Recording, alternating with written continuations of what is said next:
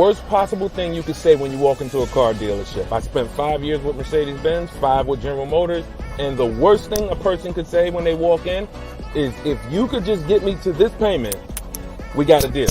So your loan's probably still like 19, which means you got to pay to get out. You're upside down. It's called negative equity.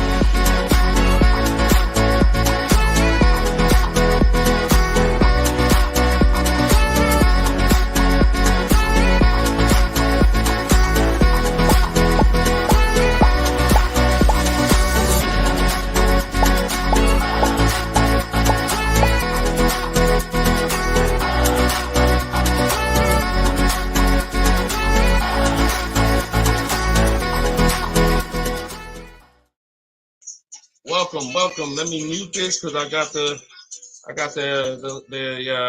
audio going on my phone. We're on Instagram Live. This is our May 7th, Tuesday, May 7th, Car Questions and Answers live stream. I am your host, Deshone the Auto Advisor.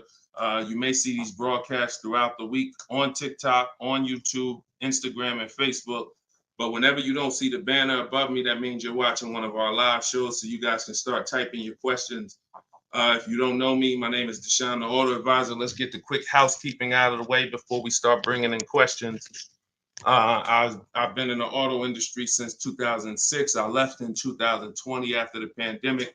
Since then, we've been focused on car shopping education, teaching you how to get the low market prices on your leases, your new cars, and your used cars by bidding and looking at multiple offers, making dealers and banks bid for your business versus how you've traditionally shopped. So that is what we do. I'm also the author of the pretty much 5-star rated digital book. It's called Cars from Home, and we're currently rated 4.94, goodreads.com. Just want to get the housekeeping out the way for those of you who don't know me. For some of you who've been on the show before on the stream, welcome back. But for those of you who don't know me, this is my new digital book. It's called Cars from Home. You can get your copy for 75% off the normal price by going to my Instagram bio, the TikTok bio, or if you're on Facebook or Instagram, you can actually scan this QR code, Facebook or YouTube. You can scan the QR code, or you can go to deshonsbook.com. We have a link in the comments for you. Lastly, I am the host of the masterclass, Everything You're Doing Wrong Buying, Selling, and Leasing Cars. Some of you have asked, I share a lot of people who are using these strategies throughout the broadcast. Some of them are people who have my book. Some of them are people who attended my free masterclass, and some of them are in my car shopping school, Maps Academy. So either way, you guys can get anything you need from me in the bios or in the comment section. So let's get started, Dolan. You can bring in the first question. This is May 7th. So if you're just getting on, we are live on all 4 platforms, May 7th, 12 p.m. Eastern time. And you can share this with your friends. Tyler from TikTok, how are you? How does gap insurance work on a lease? Great question. Gap insurance covers the amount that you owe if, God forbid, the vehicle is totaled or stolen and they don't find it. So let's just say the car is only worth $40,000, but the actual cash value if the vehicle gets totaled is, $35,000. So if the insurance company is only going to pay out $35,000, the gap insurance would kick in and cover the remaining gap. So now most leases include gap insurance, but you never want to assume that the lease includes gap insurance. Whenever you are getting your offers from dealers, when you're getting your offers, you always want to make sure that you ask for them to include gap insurance. But yeah, that's the way it works. You want to make sure 99% of leases have gap, but you don't want to make that assumption. Always ask when you're getting your quotes that the gap insurance be included. All right, great question. Go ahead, Dolan. Next one. All right, keep sending your questions, y'all. I see you on Instagram. Those of you who are on Instagram, you click that thing that looks like a paper plane, and you can actually see that you can easily invite a couple of your closest friends to the broadcast just so they know about this information when they need it. Because 1 in 5 people are shopping for a car at any given time. So 5 people in a group, 1 of them is going to be shopping for a car, and we want to make sure you guys have the knowledge you need. Go ahead, Dolan. Guys, make sure you are typing your questions all in one question. Try to get it all in one question. What's up, Instagram? This one says, new car parts are hard to replace. The dealership wants old cars back. Anybody who's in the business of buying cars wants cars. So it's not just the dealerships, it's the online buyers, CarMax, Driveway, Carvana. They want cars. Local people who buy and sell cars, they want cars. Wholesalers who buy cars to sell to dealerships, they want cars. If you get what I'm saying, you understand why you need to be making people compete. See, we take one buyer. That's what you've been taught to do. You've been taught to take one buyer, one person who wants your business, and give them the opportunity to negotiate. What we teach is for you to actually go to multiple people who want that business and make them compete. And that's how we make sure we get below market prices, because we in order to get below market prices, you must see enough offers to know the market. I'm gonna say that again. In order to get below market prices, you have to know you've seen enough offers to where you know the market. Could y'all keep running up the likes on TikTok? Every time we say something that you like, if you could just tap the screen, it runs the likes up and it gets a lot of people's attention on TikTok. Let them know they need to be here. Okay, so that's what you want. Everyone wants cars back. So you want to make sure no matter where the market's going, electric cars, old cars, new cars, luxury cars, just make sure you are getting at least 5 to 6 offers every time you want to replace a car.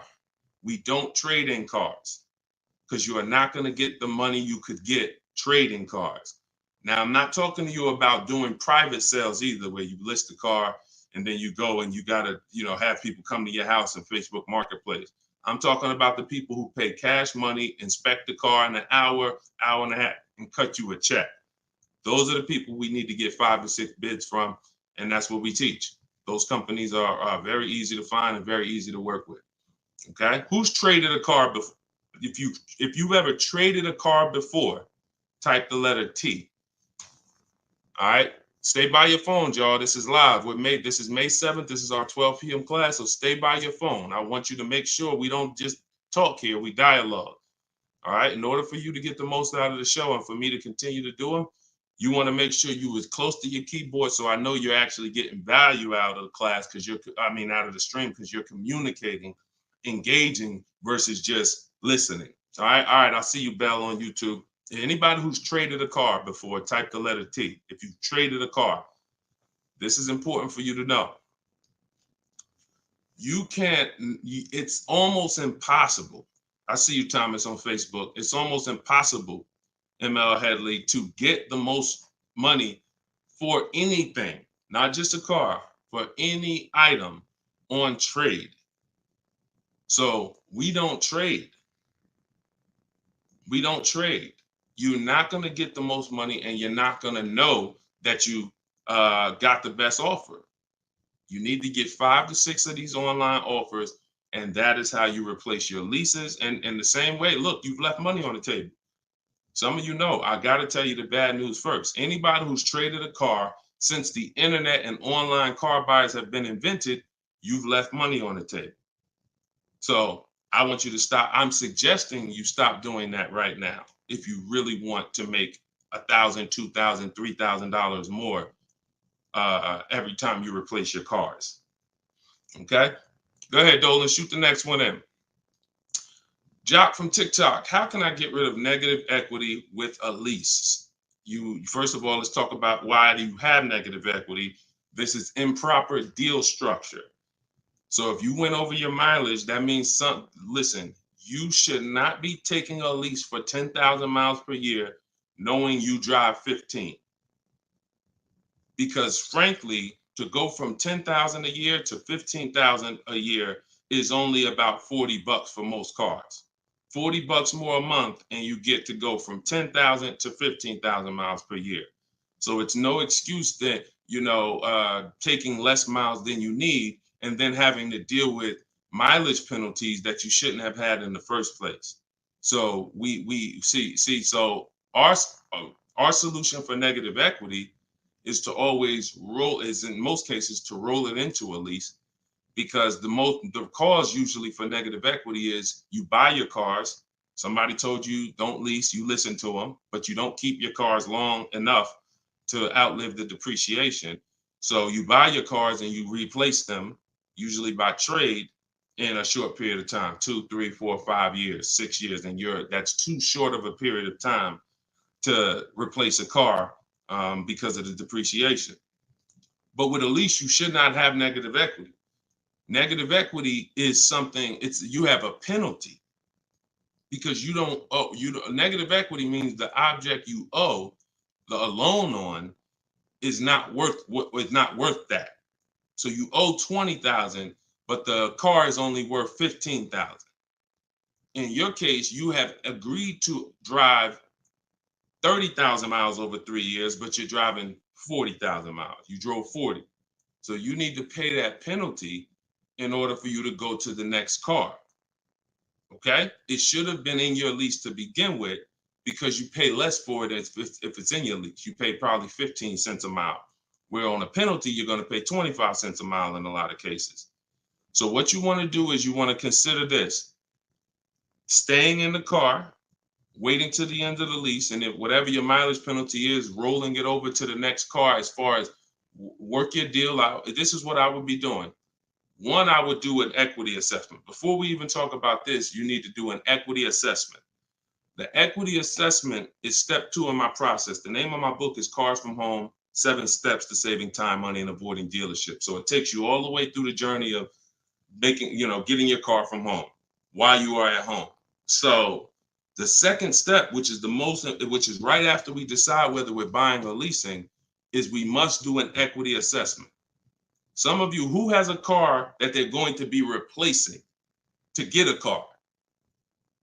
Type me. If you have a car, it could be a lease or it could be you own it, but you're going to be, next time you car shop, you're going to be replacing that car. Who's in that situation? Type me. Stay by your keyboards. Let's go. We're live. This is May 7th. Wake up, people. Wake up. School me. All right, me, I see you. All right. What's up? Y'all can we run the lights up on TikTok? Can we tap the screen? Can we tap the screen if y'all gonna spend time with us on TikTok, tap the screen. All right. Okay, let's go. Let's go. Come on, don't play TikTok. I'll close the broadcast. All right. Y'all not paying me nothing. Okay. So I'm asking you for a tap of the screen if you want to stay on with us. All right, we could definitely go TikTok. We could go Facebook, YouTube, Instagram. If y'all acting funny today, we got no problem. All right, I appreciate it. I see y'all now. I see the lights running up. All right, so if you have a car you're going to be replacing, then everybody who just said me, then the first thing, once you decide whether you're buying or leasing, is you need to do an equity assessment. So you're going to call your bank. If you don't have a bank, the car's paid for, then you can skip this step, but you're going to call your bank. You're going to find out what your payoff is. Once you find out what your payoff is, you're going to now, if you have a lease, you're going to ask them, do you have a third-party restriction? Now, once you make a note of those things, that's 4 different paths. See, I just talked to 4 different people. It's very important that y'all understand that I don't teach one size fits all car buying advice. So you got to listen closely to see, oh, is he talking to me? Oh, that's what group I fall in. So I just said, some of you are going to replace a car. You have no money you owe on it. You don't need to call your bank. Everyone else, lease or purchase or finance, you need to call the bank, and then you're going to ask for your payoff. Once you have a lease, you're going to do this next step. So some of you who don't have a lease, you don't have to do this step. Then you're going to ask, do I have a third-party restriction? And you're going to make a note of that. And you're going to put yourself into one of those 4 categories. Okay, this is broken down. This is step 2 in my book. So once you get that information, you're going to go online to CarMax, Driveway, Carvana, Kelly's Blue Book, Instant Cash Offer. Please do not come talking about what Blue Book says. Algorithms in this market mean nothing. The only thing that matters is cash offers. So you're going to go to these people to get your cash offers: CarMax, Driveway, Carvana, Kelly's Blue Book, Instant Cash Offer, Car Guru, Sell My Car, and Auto Nation, Sell My Car. That's 6 offers. And once you have those offers, you will know where your equity position is. You will know if you have equity in your vehicle. You will know if you have no equity in your vehicle. If you are leasing, then there is no such thing as negative equity. Because let's say your payoff is $20,000 and your highest offer is $18,000. You don't have negative equity. You don't owe that. That just means when you go to drop off your vehicle, you can't sell it and make money. That's what that means. Now, if you have a mileage penalty like this gentleman may have, that's different. But that's separate from the equity assessment process. You need to know, what is the asset that I'm driving? What is the asset, the car that I have in my possession, worth on the market? And what do I owe on it? And is there equity there?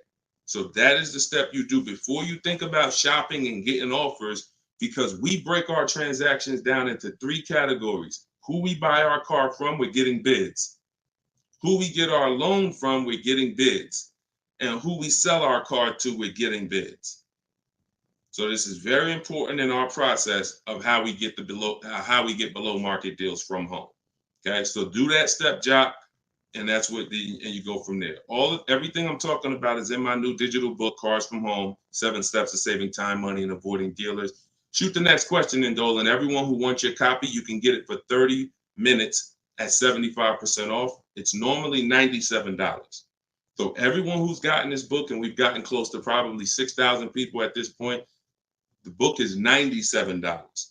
But when you go to my bio now, or my Instagram or TikTok bio, you can get your copy for 75% off, which would be $24, but it's only for 30 minutes. If you're on Facebook or YouTube, just check the comments and go to deshonsbook.com. You got 30 minutes to get your 75% off. Okay, Tyler from TikTok, rolled over $14,500 from a trade into a 36-month lease. Payment only $54 a month. Is this a good strategy? Payments only $54 a month? What do you mean by that, Tyler? $54 a month. How could the payments be $54 a month? You need to know how much you're rolling over into the new deal, because let's say, for example, you have $14,000 of negative equity. Just that alone is $400 a month. Just the negative equity. So I'm trying to find out what you mean when you say rolled over 14.5 from a trip. Oh, wait a minute. I think I know what you're saying. You are essentially prepaying your whole lease. What he's saying is he's taken all of the car that he is trading, which I just told you how much I'm not a fan of that. But he's now essentially doing a one-pay lease, or you're doing a huge down payment. So this is very important. You could be about to really lose your shirt right here. This could be extremely bad for you. You need to make sure you check what I'm about to say to you. If all of that money is being treated as a cap cost reduction, which is essentially a down payment on a lease, let's just say your payment would normally be, matter of fact, let's do this math real quick. And this is why having a consultant and having an advisor and getting education saves you thousands of dollars. Now, $14,500, you are talking about, if you put that into a payment form, your payment would be $400 a month higher, plus the interest on that, plus the taxes on, plus the interest on that. So let's call it $430 plus this $54,000 it's $54 a month.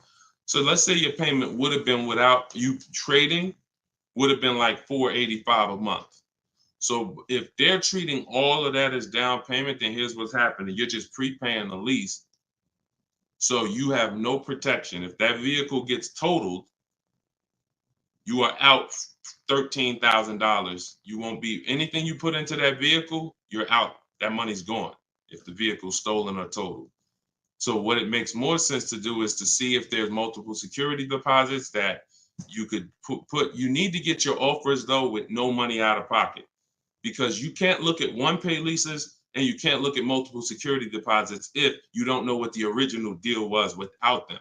So if my payment is $500 a month, and then if I put multiple security deposits down, it lowers it to $450 a month, then that could be a good offer. If it lowers it $20 a month and I got to give them $6,000 to hold, then it doesn't make financial sense. That's not a good return on you holding $6,000. But I'm always comparing it. This is something we teach called advanced leasing strategies. This is not for everybody. So but you need to determine when you're doing a one-pay lease, all you're doing is giving them all of this money up front so they can lower the actual interest on the lease and see what the payment comes out to with the lower interest. So you have to get offers without down payments. This is why I'm saying when we shop, we never shop with down payments, whether we're buying cars or leasing them. We never shop with down payments because when you're putting all this money in, you can't assess the deal.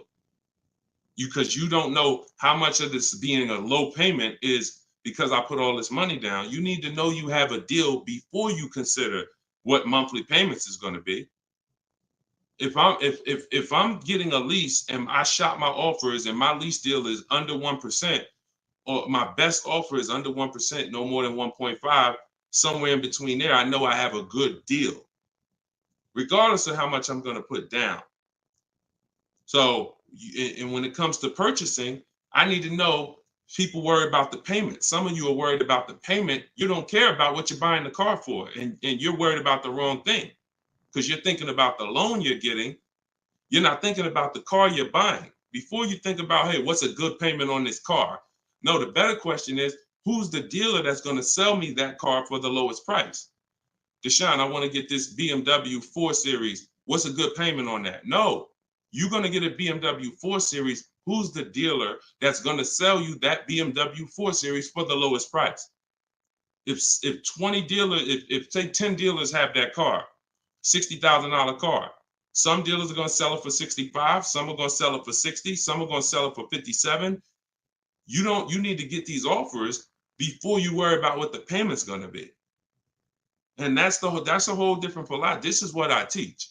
So I'm never going to be in the business of not teaching you to understand the numbers because we make it simple. Whether you're using my book, whether you're paying attention on these live streams, when you are shopping multiple offers, you eliminate this. You cannot be a payment shopper because you'll just be throwing money at deals and thinking you got a deal, but you didn't get a deal. You just threw so much money at it that it lowered your payment to something that you felt good about. Doesn't mean you didn't overpay for the car. All right. Very, very important, y'all. This is $3,000 to $5,000 to $7,000 to $10,000 mistakes. These aren't $100 mistakes. Listen, look, people right now are so distracted. They are asleep. They are asleep. The only way people could continue to make money is people stay asleep. It's not so when I tell you the conversation, you are taught to, when you're buying a house, get help. Make sure you have a plan. Work with the best people. Get a home inspection, even if you're not going to buy the house, right? Don't you get a home inspection even if you're not going to buy the house? Don't you risk $400, $600, $800, even if you're not going to buy the house? Why? Because you want to protect yourself from making a $20,000 to $50,000 mistake. But with cars, this is the only thing that you think, oh, I could just do this on my own. Knowing that every time you buy a car, you have a little buyer's remorse. You hope you didn't overpay. You hope you didn't. So lock in. The only way you are going to win and be like these people that I show on the show all the time, like you see just a ton of people that's paying ridiculous prices, below market prices. And I got more to show y'all. Like my next show, I got like 3-4 million people that hit me with their deals they got in the last 2 weeks that I haven't even pulled in yet. Like, you're not going to get these prices until you take car buying as serious as you take buying a small house. Once you start doing that, then you'll start saving 5 and 10 and 15 grand on some of these cars. Until then, you're gonna keep just moving the way they want you to move. Go ahead, Dolan.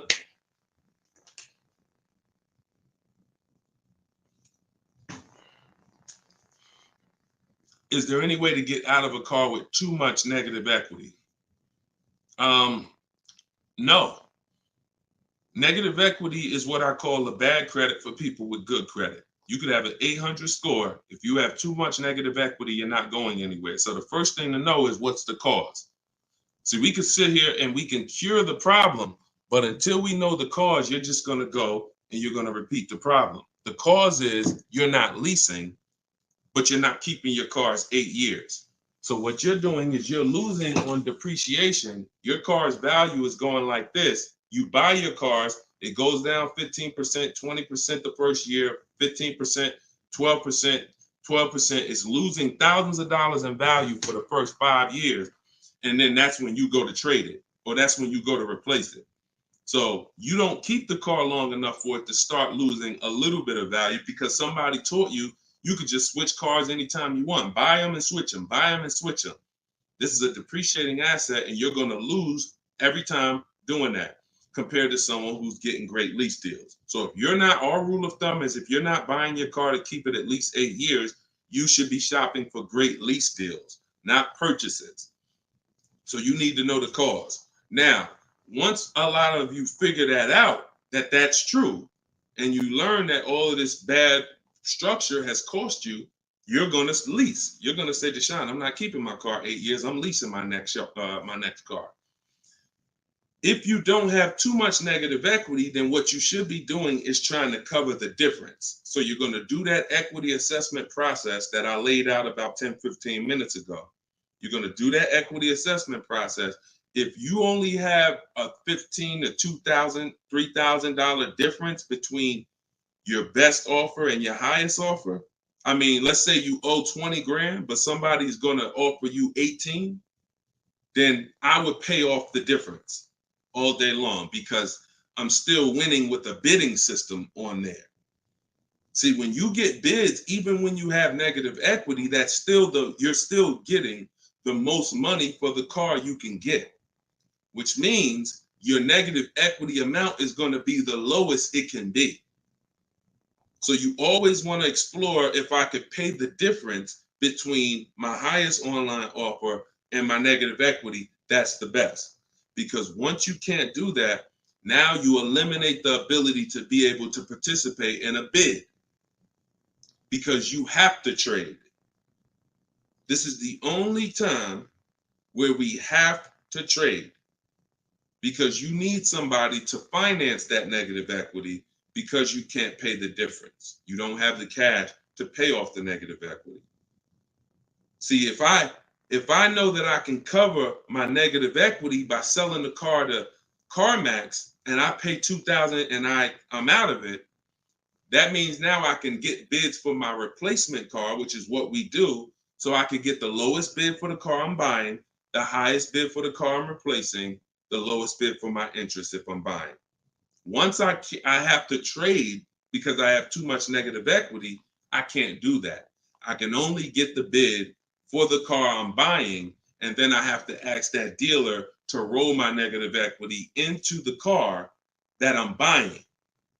And the problem with that is that dealer is not going to win a bid. So even though CarMax may have been offering you 18, that dealer may only be able to offer you 16. So what would have been $2,000 of negative equity is now $4,000 of negative equity. That's why paying the difference is always best if you want to maximize the deal and get below market deals. That's it. But if you have too much negative equity, you can't do that.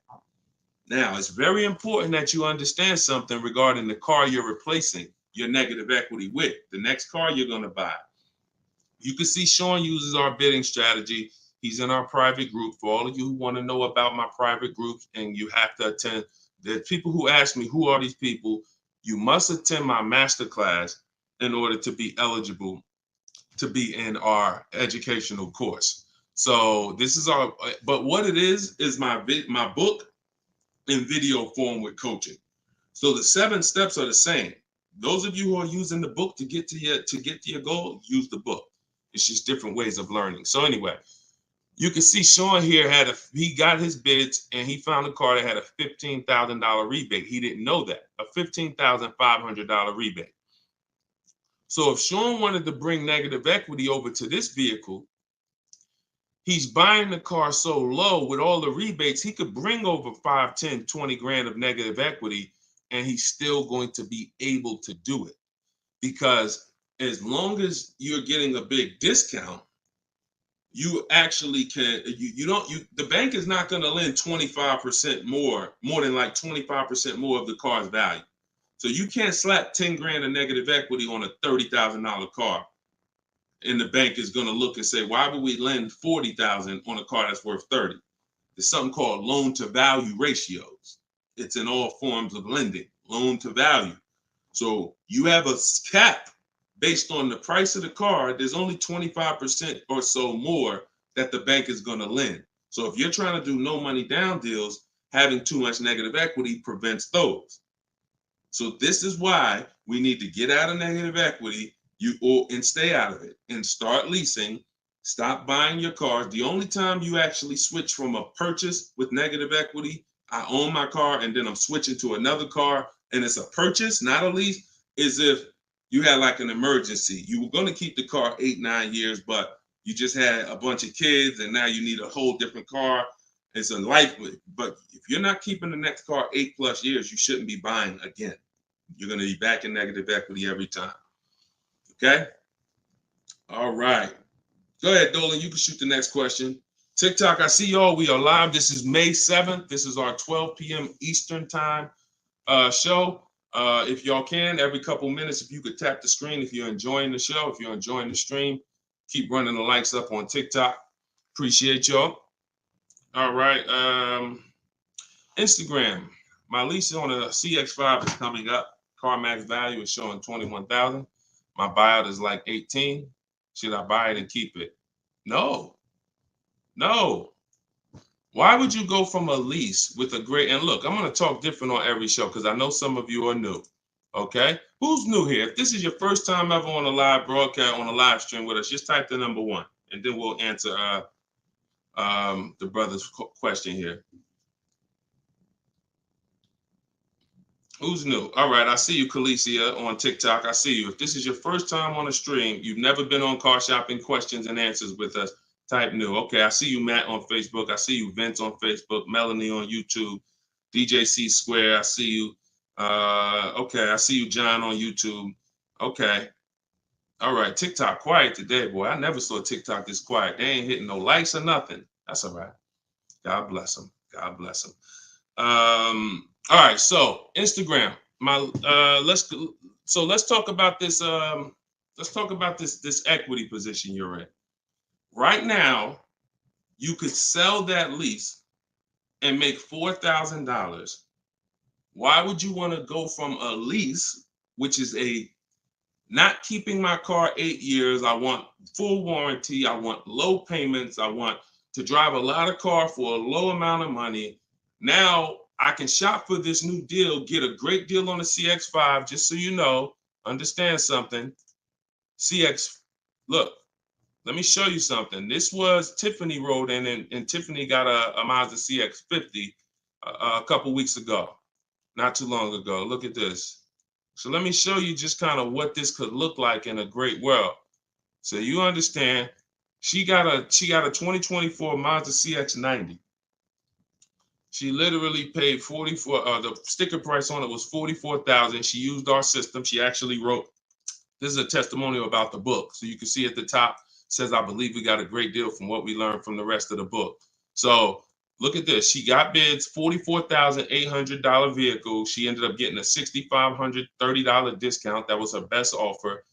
And then, so her lease payment on this would be incredibly low if there's a good lease program. But you're not going to save this kind of money negotiating. You want to sit at home, get bids, contact at least. We don't make a decision until we get 5 to 7 offers.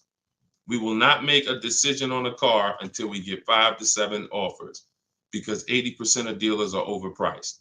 So you say you can get you might be able to get a lease price on this car for, $400 a month, no money down, for, $450 a month. Something, it might be lower. I don't know what the below market deal on your replacement Mazda is going to be. And then you could actually put that 21.4 in your pocket. So you could say, hey, the difference. So you would sell the car to CarMax for, and you would make $3,400. Just so you know, my mother sold her Mazda 2 years ago when the prices were real high, and she made $10,200. So why would I go from being able to do a deal like that, getting a new car, low payment, no money out of my pocket, put $3,400 from my old lease into my bank account? Why would I want to go from doing that to buying a used car, which is buying a 3-year-old Mazda, which is what you're suggesting when you say, should I buy it and keep it? What about that deal makes it better? If you figure this, your buyout's 18. What's the payment on $18,000 plus taxes? 20 grand, 21 grand. What's the payment? $400 a month for 5 years. So why would I go and buy a 3-year-old used Mazda for $400 a month when I could go and I could lease a brand new Mazda for $400 a month and then turn around and again, if you're not buying this car to keep another 8 years, it makes no sense to buy a used car right now. It makes zero financial sense. Not only that, you're gonna spend the same amount of money over the years that you could have drove brand new leases for. There's no benefit. There's no benefit. It's just what it is. We've seen this thousands of times over the years, hundreds at least. I know it's happening thousands of times. People are buying their leases every day. They're not realizing they're just buying a used car. That's all you're doing. So I go from leasing to buying a used car, which means something in me has to change. Those of you who are buying used cars, you should be buying them to keep 8, 9, 10, 12 years. Not 4 years, 5 years, 6 years. You're driving old cars for the same prices you could be driving brand new leases for. Same prices. So why would I drive a bunch of older cars, 5, 6, 7-year-old cars? By the time I pay it off, it's 10 years old, 11. Why would I do that if I could be driving brand new cars for the same prices? So it's important for you to understand. That's why this is the first step in my process is we got to know, should we buy or lease? And the only people who should be buying are 8+ year people. The goal is to keep the car 8 or more years. Then we're going to buy it. Yep. I'm here. I see you. You know, I always butcher your name, but let me just call you EP. EP, I see you. Go ahead, Dolan, shoot the next one up. We got a couple more minutes. We're on here for a couple more minutes. How do you negotiate a purchase online? Looking at a car 3 hours away and I'm not able to go in person. So what I would do, if you've done all the research to make sure that car is a great below market price, if that's a below market price, then what I would do is I would call and verify that there's no fake fees that are not online. So when you see a car that has a $28,000 price, we're going to call and make sure that what the fees are should only be tax, title, documentation fee. Tax, motor vehicle fees, and documentation fee should be the only prices, only fees. And once I verify that, what I'm going to do is I'm going to go home. I'm going to get out there immediately, and I'm going to see the car. And if it's a great price where I'm saving $2,000-3,000 above below the market value on those cars, then I'll go out there and I'll make sure that I post up in a motel for one day, because you never want to go out there and take the car immediately, because unless you're paying cash. If you're paying cash, that's different. But if you're getting a loan, we need at least one day to do our bank bidding process, because you could go out there and say, all right, now this is the best price on the used car. Yeah, but now I'm going to pay 2 points, 3 points more in interest, letting the dealer get me the loan. So I'm essentially giving that $2,500 or $3,000 that I saved right back to the bank. I'm not giving it to the dealer, but whoever the bank is. So we always need one day to come home, let banks and credit unions bid so we could get the lowest interest rate. And then we call that dealer and we let them bid against it. But that depends on how you're going to pay. But that's the process. You get out there, you test drive the car. That's why all of our used car research is done from home. All of our used car research is done from home. By the time we get to the dealer, the only thing we're doing is going there to test drive the car and lock up the deal. The prices we've already verified is the lowest prices in the market. So once we verify there's no bogus fees, that's our process for wrapping up the deal.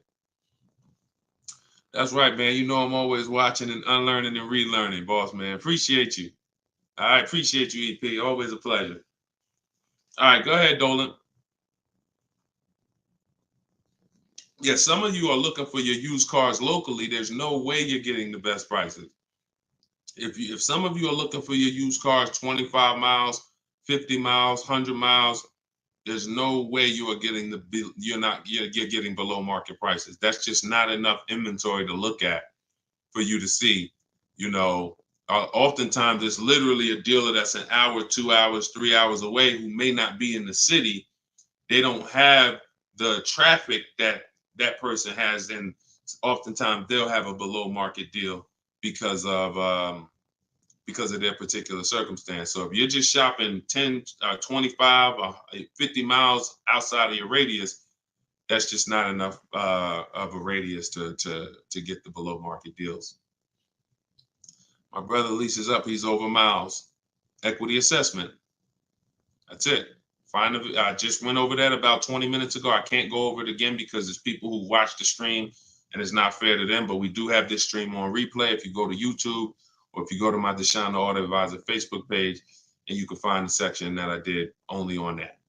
Okay, it's called the equity assessment. We had another person on here that's over miles. And, you know, once you do that equity assessment, then you want to weigh that, compare that to what the mileage penalty is. Because some people, the mileage penalty is only going to be $750, $1,000, $1,500. You could have that rolled into your next lease offer.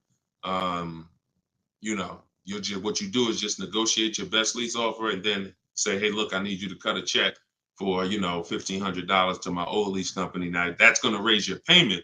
So if I got a below market deal, let's say, give you an example. Let me show you with a real life example.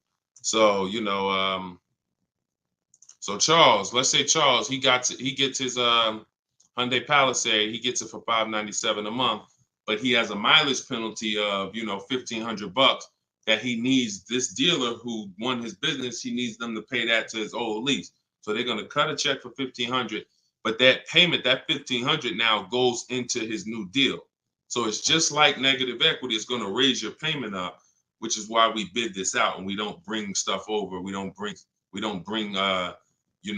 mileage penalties over until we have already found the dealer that we're going to buy our car from, because they've given us the biggest discount.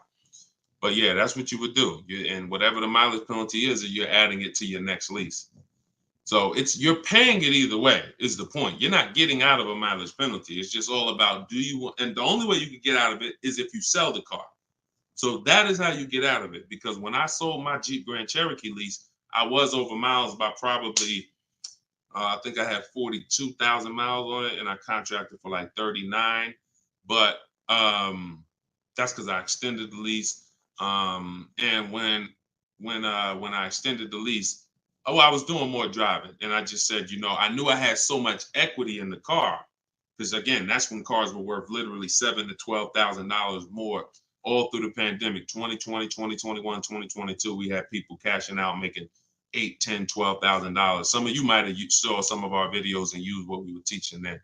So once you you know, do that, that's the only way you get out of a mileage penalty is you sell the vehicle, and then it's all whole. But if you're not doing that, that mileage penalty is going to be paid. It's just what I just told you is a way to get the deal done without having to pay the mileage penalty out of your pocket.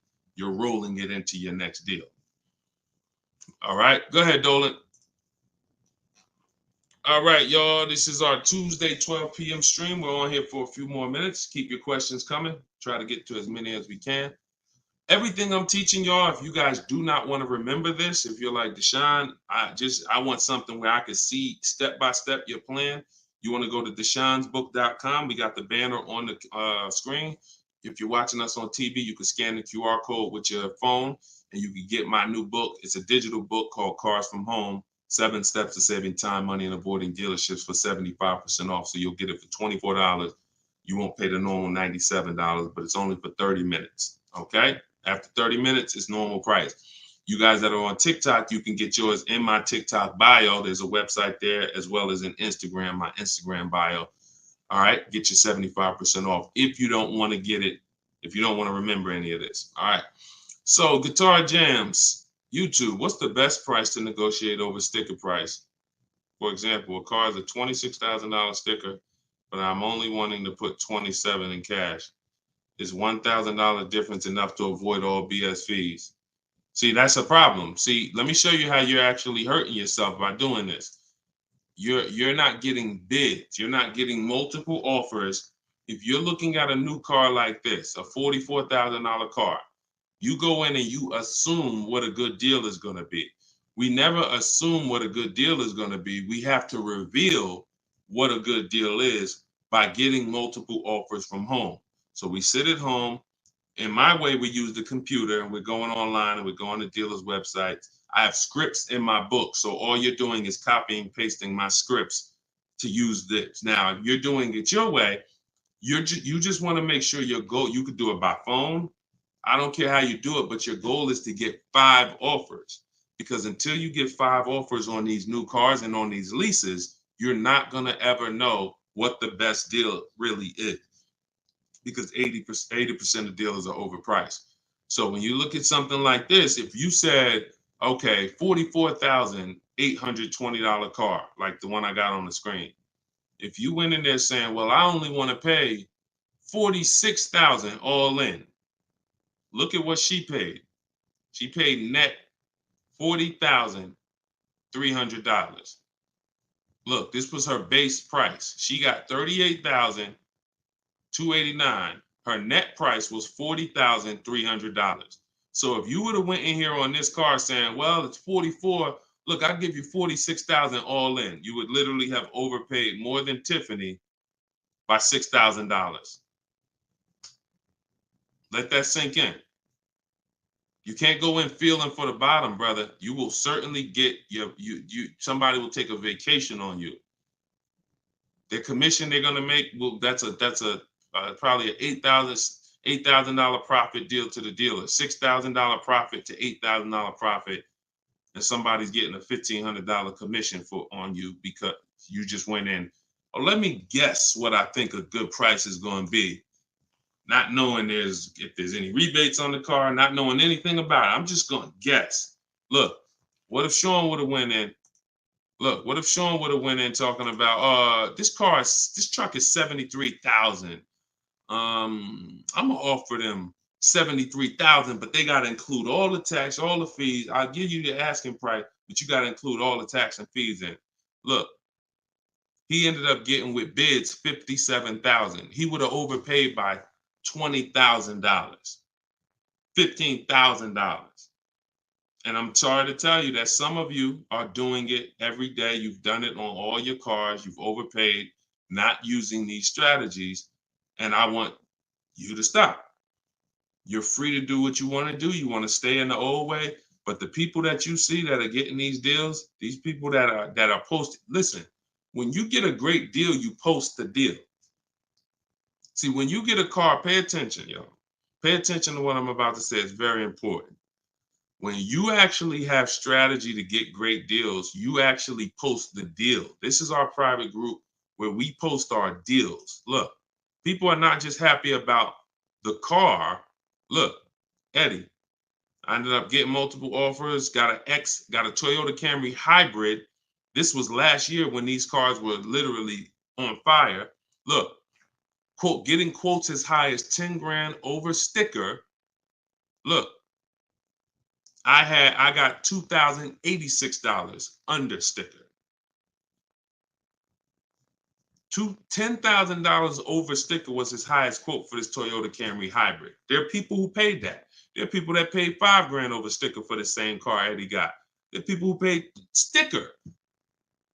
Thought they were getting the best deal. Man, I got mine for sticker. He got his $2,086. Some of you who might see this broadcast, you might have the same car. Deshone, wow, man, I got that same car. I paid 4 grand over sticker to get mine. Yeah, Eddie at the same time, same year, paid $2,086. Sorry to tell you, but you overpaid about 4 or 5 grand. This is real. We're not sitting up here doing this talking about hundreds. There's nothing y'all hear me talk about in these streams that had hundreds of dollars. And frankly, unless you are rich, you can't afford to lose $2,000, $3,000, $4,000 every time you buy a car. You can't afford it. This is where you're losing. So what I would tell you, Guitar Jams, is do what I just said over the last 10 minutes. Get bids. If you want the system for doing it, that's in my book. If you want to do it your way, I don't care how you do it. Just get at least 5 to 7 offers so that you can see where the best offer truly is. 8 out of 10 dealers are overpriced, and you don't know how bad they're overpriced until you get all your offers. 10 grand overpriced, 5 grand overpriced. All right, go ahead, Dolan, shoot the next one in. Great question, though. Can you get a deal when you build your own car? Absolutely, Sherry, but you want to get those offers before you agree to buy something from anybody. So if I'm ordering a car, I'm getting 5 offers, 10 offers. I'm getting 5 to 7 offers, not 10 offers. See, in my book, I have a process called the 25 to 5, where we connect with 25 dealers online in 20 minutes. And our goal is to get 5 to 7 offers in 48 hours. So once that happens, we don't order a car until we verify the car doesn't exist in the market. See, because when you walk into a dealership or call 2 dealerships and they say, oh, we don't have that car, but we can order it for you. Now, what are you doing? You only talk to 2 dealers. What about in the 25 dealers that we talk to? What if 7 of them or 10 of them have that car? So you just talked to 2. Now they got you ordering a car. We don't order until we talk to these 25 dealers online and they tell us, hey, nobody has it, or it's only 2 out there, then we might order. But that car could be sitting right around the corner from you, or 30 minutes away from you. People could have 5 of them. An hour away from you, people got 3 more of them. But because you're just local, you think, oh, I need to order this. We don't order until all of those dealers tell us we don't have that car. And then when we send out our order request, we're getting quotes from all those dealers. So we're getting probably at least 10 offers. When we go to order, we're probably getting 10 offers because all of those dealers we've already been talking to. And any of them could order us a car. I had a young lady 2 years ago, no, last year, the new BMW came out, the new BMW X4M, and she got quotes.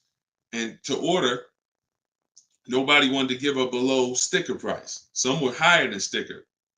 The person who won the bid was giving her 3 grand below sticker. But the car had a bad lease program though, so she ended up not getting it. But 3 grand below sticker. If she was purchasing that car, that would have been a ridiculous deal. Brand new BMW, new body style, 3 grand below sticker. But that's bids. And we do that in 45, 60 minutes. Before you even get home from the grocery store, we already got the bids, and we're not putting in 60 to 90 minutes to get this done.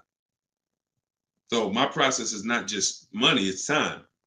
I don't want to spend more than 60 minutes to get a car. And I could get any car, any price. All of these people that you're seeing, Danielle, Kimberly, Bonita, all these people right here, Charles, they could get the Zafrina, they could get these cars, they could get these same deals that y'all seeing, and they're probably 90 minutes. Some of them might be 60 minutes because it was their first time, second time, some of them. Second time you get it, you're probably 60 minutes because it's a repetitive process. Getting a car, getting these bids is so repetitive, you'll see. This is what I should have been doing years ago. I don't know why. So easy. All right, go ahead, Dolan. Shoot the next one in. What's up, Sus? Ralph Morales. K. Michelle, I see you. That's not the K. Michelle, I know. What's up, John? I see you. Steps if the lease has a third-party restriction. So if the lease has a third-party restriction, we're going to get bids from whatever dealerships make the car. So if there's a Nissan and I have equity, if I have $2,000 or $3,000 or $4,000 in equity, then what I'm going to do is I'm going to call and I'm going to get bids from the local dealers, because a third-party restriction means that it doesn't mean you can't sell the car. It means you could only sell to a local dealer who makes the car. So we still get bids. We get 3 to 5 offers from used car managers. And whoever makes us the best offer gets the car. And then they'll cut us the check for any equity that's in the car. But we always need to get the offers online, because that's going to tell us if we should even be pursuing. If we don't have any equity, or it's at a break even online, there's no reason for us we don't have any equity in the car. We're just going to return the lease. But the process of doing this is to prevent what a lot of people have done. You dropped off your car 2020, 2021, 2022 at a dealership. If you dropped your old lease off and you didn't do an equity assessment, chances are you gave up a lot of money. And some of you are like, well, Deshone, I did that. I gave them back my old car, but then they gave me a great deal on a new one. You have no idea how much equity they used out of that car or how much they kept. It was, like I said, my mother had $10,200 in equity. She could have literally, they could have gave her, if we would have went into a dealer, they might have gave her 4,000 of the equity and kept 4,000 if we were lucky. So, you know, doing an equity assessment before the lease in process is to prevent giving away any equity when we drop off our lease. All right, go ahead, Dolan.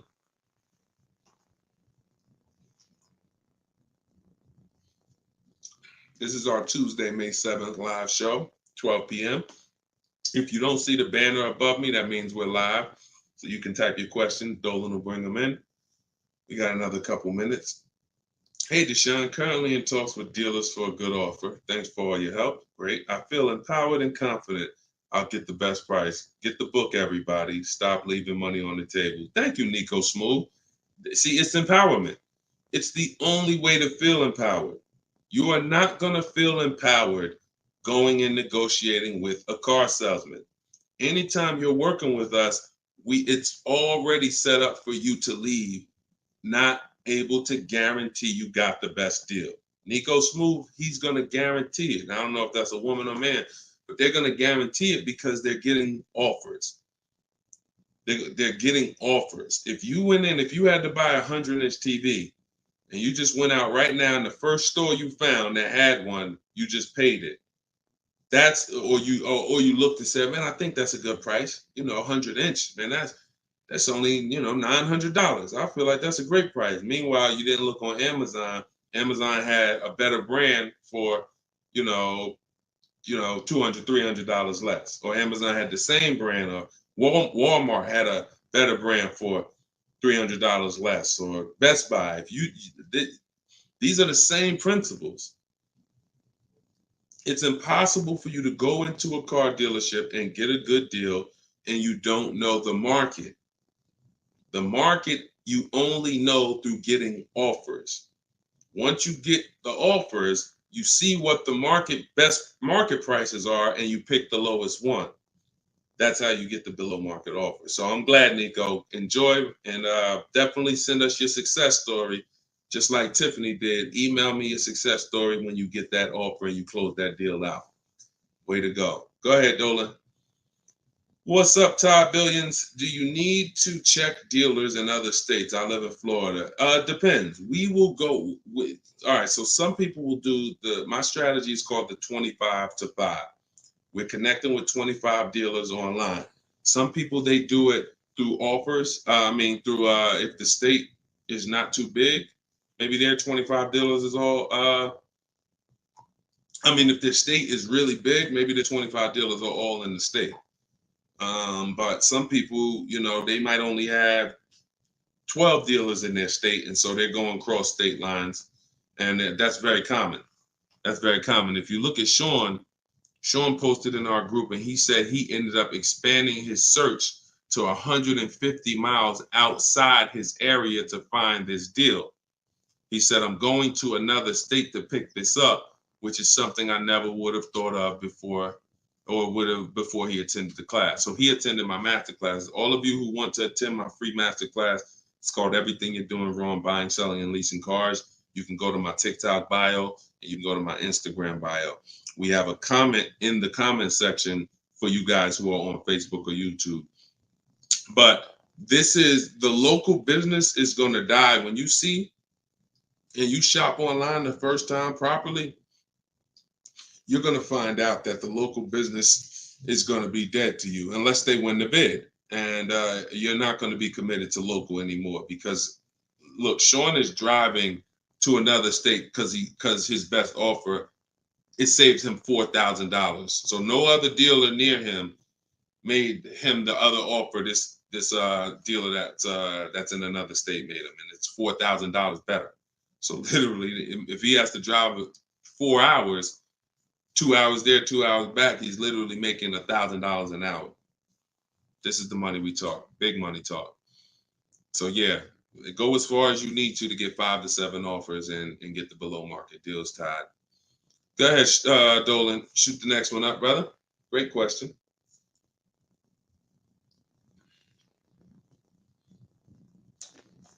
This is Charles Harris on YouTube. How are you? Hey, Deshone, why you don't have PayPal for a payment method? Um, that's a great question. We've used PayPal probably twice since we started our company in 2021. We just found that Stripe was a better company to work with for the business. We do have, I believe we have Klarna. So for those of you who are familiar with Klarna, they'll let you break up the payments interest free. For the book or any product we sell, we make Klarna available for the last year. But PayPal is just a little different to work with. We've enjoyed working with Stripe. So hope that helps. Go ahead, Dolan. All right, we just hit the hour mark. Got a couple more. Try to take a couple more before we wrap.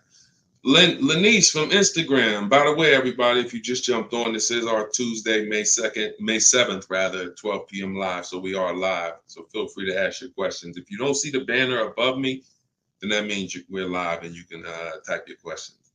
Is purchasing a car from Enterprise Car Sales a good idea? In order for me, when we're shopping for used cars, like I have this used Infinity truck. We got it a year ago. It was 2020, so it was 3 years old. When we found that car, when I narrow it down to my top 3 to 5 used car options, they have the best title histories, the best service records, the best accident records.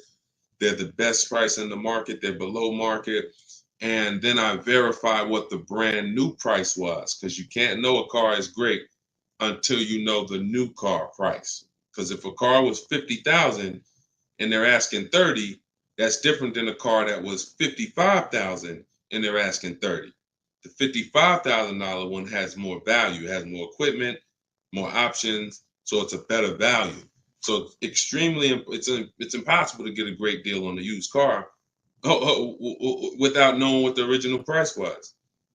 So you might have picked a car that's, this one is 30,000, but again, the original price was 50. Meaning another one might be 31,000, it's $1,000 more, but the original price was 55 or 57. So you got to know what was in the new car price to be able to compare when we're getting. So if I narrowed it down and that Enterprise car was in that bunch, I'm not opposed to it as long as it has great service records, great accident history, great title records. But the title is going to show as a rental. So when I say great title history, you got frame damage, you got salvage titles, you got rebuilt titles, cars that have been totaled, rebuilt. You have different forms of title: personal lease, personal vehicle, corporate lease. These are all different categories of title. So if you get one that has a rental, then that price needs to be considerably less than the other cars on my list.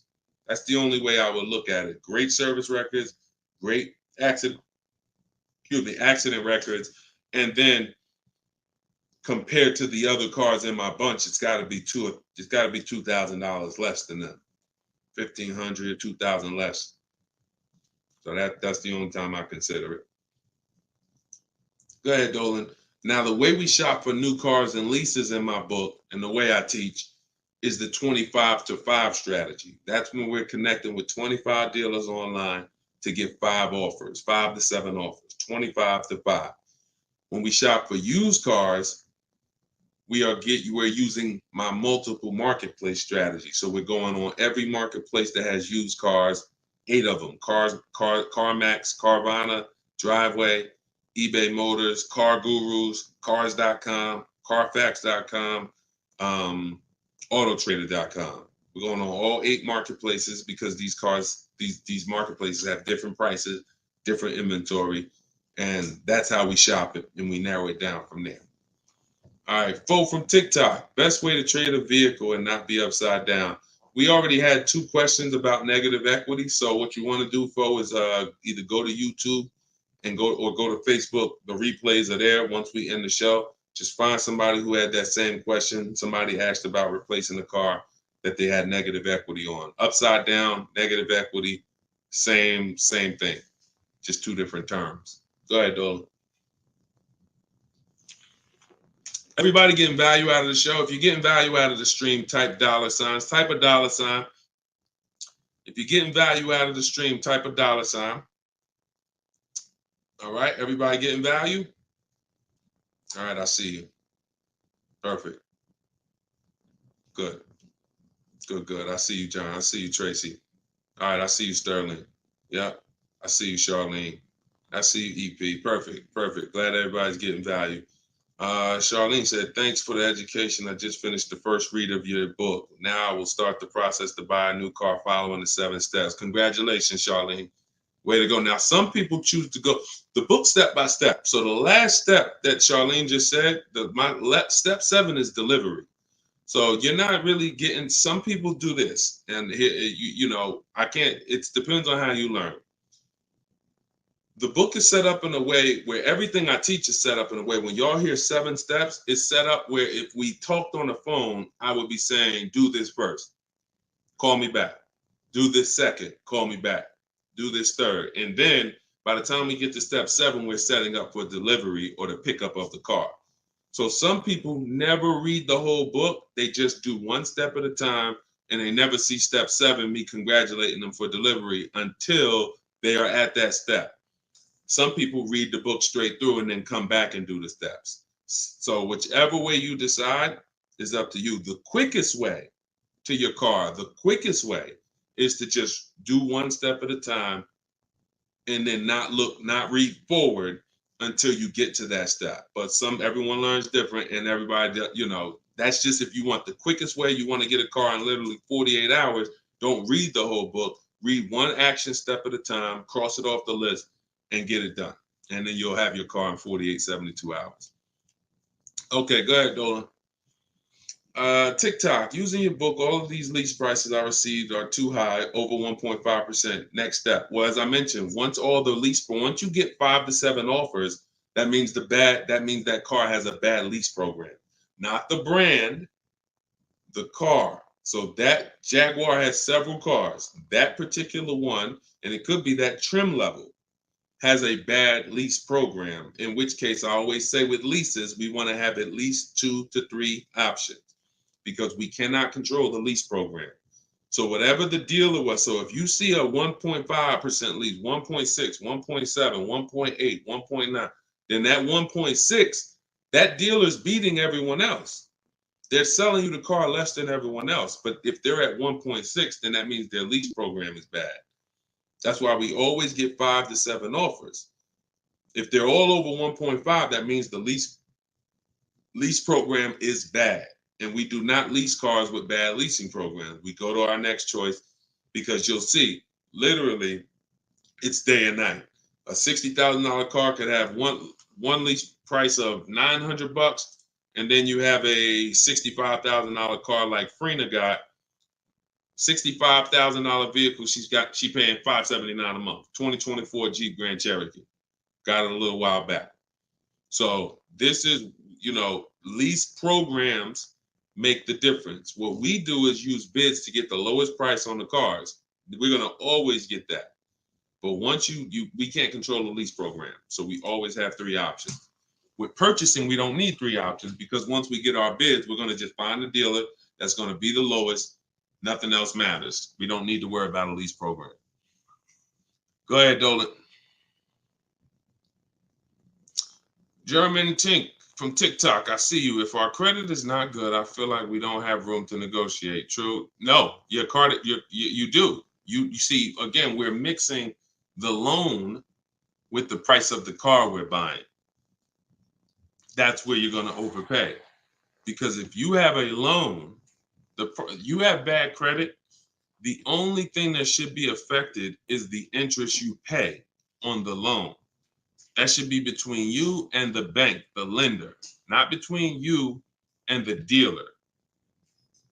So what your job to do is, if you have bad credit, the lender you get your loan from is going to tax you for it. You're going to pay higher interest than what someone with good credit would pay. But what you should not be doing is overpaying for the car because you didn't get bids. So you can get bids for your car, and then you can use a company that gets deals done, that gets people loans, even with bad credit. And you know, I use Limbuzz. I recommend Limbuzz. I don't use them. I recommend them. So you could either, pay a high interest rate and get a great price on the car, or you could do what most people do: get a bad price on the car and pay a high interest rate because they're going and they're shopping desperately. So in my process, we would get with Limbuzz, get our pre-approval with Limbuzz, and then we would go and we would shop and get bids to make sure we're finding the lowest price on the car. See, once you learn what we're doing and you start doing what I'm telling you, using what we're talking about here, you're going to see the car price is independent from the loan. You've been taught to focus on the loan, which is how much my monthly payment is going to be. Oh, am I going to not be able to negotiate? The car's price we're negotiating has nothing to do with the loan we're going to use to buy it. Okay? So everything that I taught from today, guys, is in my book. It's my new digital book. It's called Cars from Home. You saw it if you were here earlier. We're rated 4.94 on Goodreads.com. Thank you to everyone who's reviewed the book and gave us 5-star reviews. You can get your copy in my TikTok bio for 75% off. That's $24. It'll be in your email in 2-3 minutes, in my Instagram bio. But don't let that timer run out, because then the price does go back up to $97. You can get yours for 30 minutes. And the same thing online here on YouTube, Facebook. We have the banner here. You can scan this QR code with your phone if you're watching us on TV. And this is what we do, y'all. We do these shows throughout the day. You can see on what time we'll be live. So we'll be back for the next one shortly. And make sure when you see us, you hop on and ask your questions, all right? But let's go get these deals. Shout out to everybody who's committed to unlearning and relearning. In order for you to win with what we just talked about, you have to unlearn the way you were taught to car shop. You have to unlearn that and relearn the new way. All right? God bless y'all. Enjoy the rest of your day. See you soon.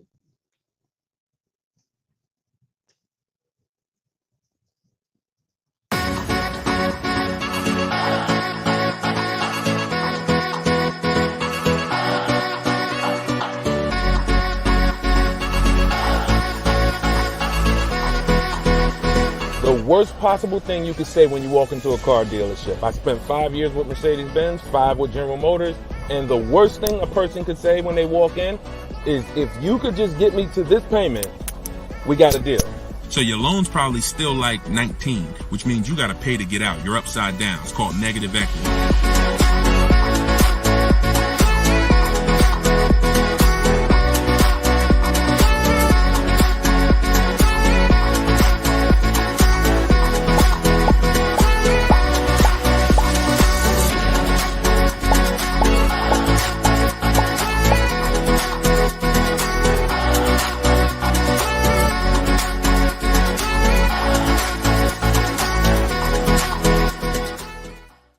The next 12 months, if you are car shopping now, or in the next 12 months, I want you to type a 1 in the chat as you come in. My name is Deshone the Auto Advisor. I do these live streams throughout the week to answer questions when it comes to car buying the new way. We've been doing this, helping people really since 2021 through education. And so we teach an entirely new way to car shop. A way that has worked for thousands of people before you. And I do these live streams so that you can ask your car shopping questions, and we can try to get you the answers that you need to help you get below market prices, which is the only thing we settle for. So thank you to the people who are tapping the screen on TikTok, running up the likes. I appreciate it. We have Dolan moderating in the back, so you guys can start typing your questions. Everything I'll be talking about is out of my new digital book. It's called Cars from Home, 7 Steps to Saving Time, Money, and Avoiding Dealerships. Thank you to all who have reviewed the book on Goodreads, putting the review page up now. Thank you for helping us have pretty much a 5-star rating And everyone, as you're watching this, you can get your copy. If you like what you're hearing, if you like this new way that you're going to hear on these streams of how to car shop, you can get your copy of my digital book for 75% off in my TikTok bio, my Instagram bio, or we have a banner up for you guys. Or you can go to deshonsbook.com. So no matter where you're at, that's your special offer. All right. So Dolan, you can bring the first question in. I see you, Paper Chaser. Welcome to the broadcast. I see you, Benjamin, on TikTok. I see you. First time people. Welcome to all the first time people. If you your first time here, type of 1. Mario Soto, I see you on YouTube. Welcome. This is Chris on Facebook. Hey, Deshone, are dealerships willing to order a car for you if they don't have a car with the options you want? Everyone is usually willing to order a car because every dealer can order. But you want to make sure whenever you're getting an order quote, you're getting at least 5 offers. 80% of dealers are overpriced. So you want to make sure you're always getting, on a brand new car, 5 offers. And then you'll see how different they are. I had somebody who, I think we're on episode 17. This is episode 17 of Car Shopping Questions and Answers. So on last episode, I spoke about a young lady who ordered a BMW when it first came out last year, the new body style new body style X4. And through bids, she saw multiple offers. Most dealers were charging her $2,000 over sticker price. But once she got her 5 offers, at least 5, she probably got set 5 to 7. Her best offer was $3,000 below sticker. So I always say when you're shopping the right way, it should be a $3,000 to $5,000 to sometimes $7,000 difference between your best offer, which is the below market offer, and your highest offer, which is, the highest of all the other offers. So that's when you know you're shopping correctly. So make sure when you're ordering, you're following that model so you can make sure you're getting your best price. And you do this right from home. You could do it by phone, or you could do it my way, which is using the dealer's computer, the dealer's websites. We do copy and paste models to get quotes directly with dealers, speaking with them on their website. So as long as you do it, that's all that matters. All right, great question. Shoot the next one up, Dolan. Let me open up my phone on Instagram. My phone battery is low, but hope. Okay. Yes, everybody. This is our Tuesday 7 p.m. live stream. So this is live. Whenever you guys don't see the banner above me, then that means we're absolutely live, and you can ask your questions. We rebroadcast these streams all through the day, so you can send your friends, family to them. But whenever you don't see the banner above me, that means we're actually live, so you can ask questions. Okay, go ahead, Dolan. This is from TikTok. I need a new truck. Any advice? Well, the first thing, all right, I'm getting ready to tell you the first thing you think about when you are in your position. And this is the first thing that all of you should have thought about. If you haven't thought about this yet, you've already skipped something that is very important. The first step in my process is always to ask ourselves the most important question. Does anybody know? I know we may have a lot of new people on here, but does anybody know what the most important question is? It's probably going to take you too long to type it. So I just want to see if anybody knows what the most important question is. I'll give you guys maybe 5 to 8 seconds to chime in some answers. Can I afford it? That's a good one, but no, that's not the most important question. That comes a little later in the process. Come on, Benjamin, Charlie. Ha, am I keeping the car 8 years? My man, way to go right there. DM me, man. I'm going to get you a free copy of my book because I like that. All right. That's the most important question. Just DM me on TikTok. I can't read DMs, y'all. So if you actually have DM me, 99% of the time, I'm not going to see it because I have a team that helps me with my social media. So I'm not seeing DMs because we just get way too many throughout the day. But in your case, yes, send me that. Yes, but that's the most important question because here's the thing. The first thing you want to think about is how long you're going to keep it because you're about to buy something that's going to go down in value. You're not going to get the most value out of it until after 7 years. that's when you're going to get the most value. Everything before that, who knows, when I break these things out, I'm showing you the depreciation curve. And this is how your vehicle is losing value. So if you buy a new vehicle, it's losing value like this. If you buy a used vehicle, it may be losing value like this, but it's going down thousands of dollars every year. So until you keep the car long enough, some of you are just not keeping your cars long enough to win, because you're turning around and replacing your cars while it's still like this. You're still losing $2,000, $3,000, $5,000, $7,000 a year, depending on the price of the car, in depreciation. Now, when you keep your car long term, you're going to beat depreciation, because eventually your car starts to, like, who has a car outside right now that's at least 8 years old? Who has a car outside right now that's at least 8 years old? Type how many years old the car is. I just want to demonstrate something, because if you skip over this, you're not going to be able to get a good deal. You can forget it. I'm telling you right now, I call this the most important question. If you get this wrong, forget about getting a good deal. It's impossible. And I'm going to explain why. This is not, if some of you are new here, I don't need to hype anything up. I love math. So I make math simple. You might not love math. I love math. And I know that when it comes to cars and buying versus leasing, it's a numbers thing. It's a math thing. And I'm telling you that if you're not going to keep your car long enough for the depreciation to level out, like you can see Chris here on Facebook, he has a car 10 years. Carlos,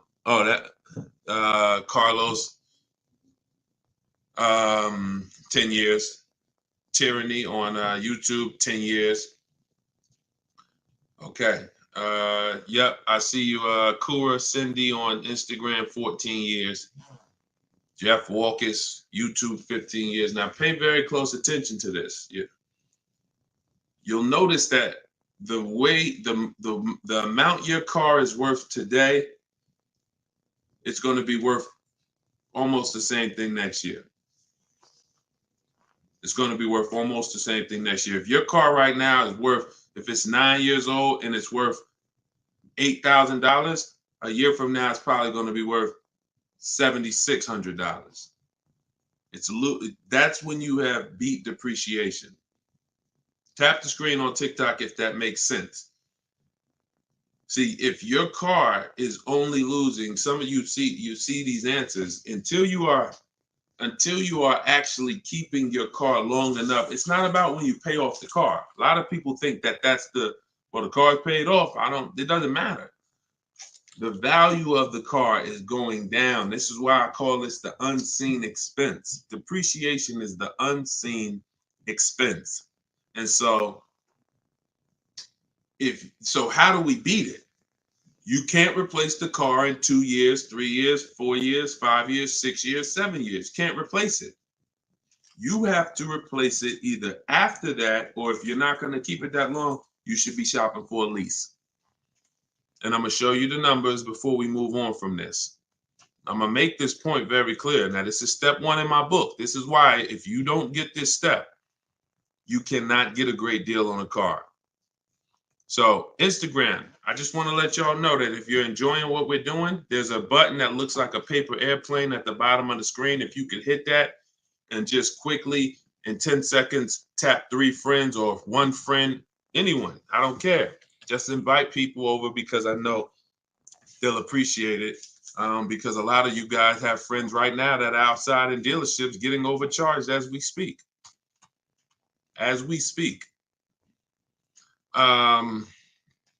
So when you look at long term, here's what you need to see. Look at this. And I'm going to show you to end this question from TikTok, and why this is what I call the most important question. It's the first question: how many years am I keeping the car? Because look at this. I'm going to use an example of this lease deal that Zafrina just got. So now Frina she shops for a 2024 Jeep Grand Cherokee. It's a $65,000 truck. She got an incredible steal on this vehicle. Her payment is $579 a month on a $65,000 truck. No money down. So she did this. She got bids. You're not negotiating for these deals. So I'm just telling you, if you guys want to get these deals, you need to use what I'm teaching you. If you want to get it step by step, it's in my book, in my TikTok bio for 75% off. You won't even leave the broadcast on TikTok. You can get your book for $24 and you'll have everything I teach step by step. And same thing on Instagram, in my Instagram bio. You can get it for 75% off for 30 minutes. So I want to show you guys this. And you know what? That lease deal is too great. I don't even want to use that. Let me use something that our average people are getting no problem. Like, because Zafrina's lease deal was just ridiculous. $579, $65,000 Jeep Grand Cherokee. From home, by the way. 60 minutes. Maybe she put in 90 minutes. It was her first time using this stuff. 90 minutes. So Danielle got $550 a month. First payment was all she gave them, so there was no money down. She got an Audi A3, $44,000 new vehicle. She's paying $550 a month. Now, I'm gonna ask you guys a question. Danielle gets this sitting at home. And look, she said, due to circumstances, because some people like Deshone, she might have had time, a lot of time to do this. You know, I need a car in like 30 days. Well, she said, due to circumstances out of my control, she posted this in our Facebook group.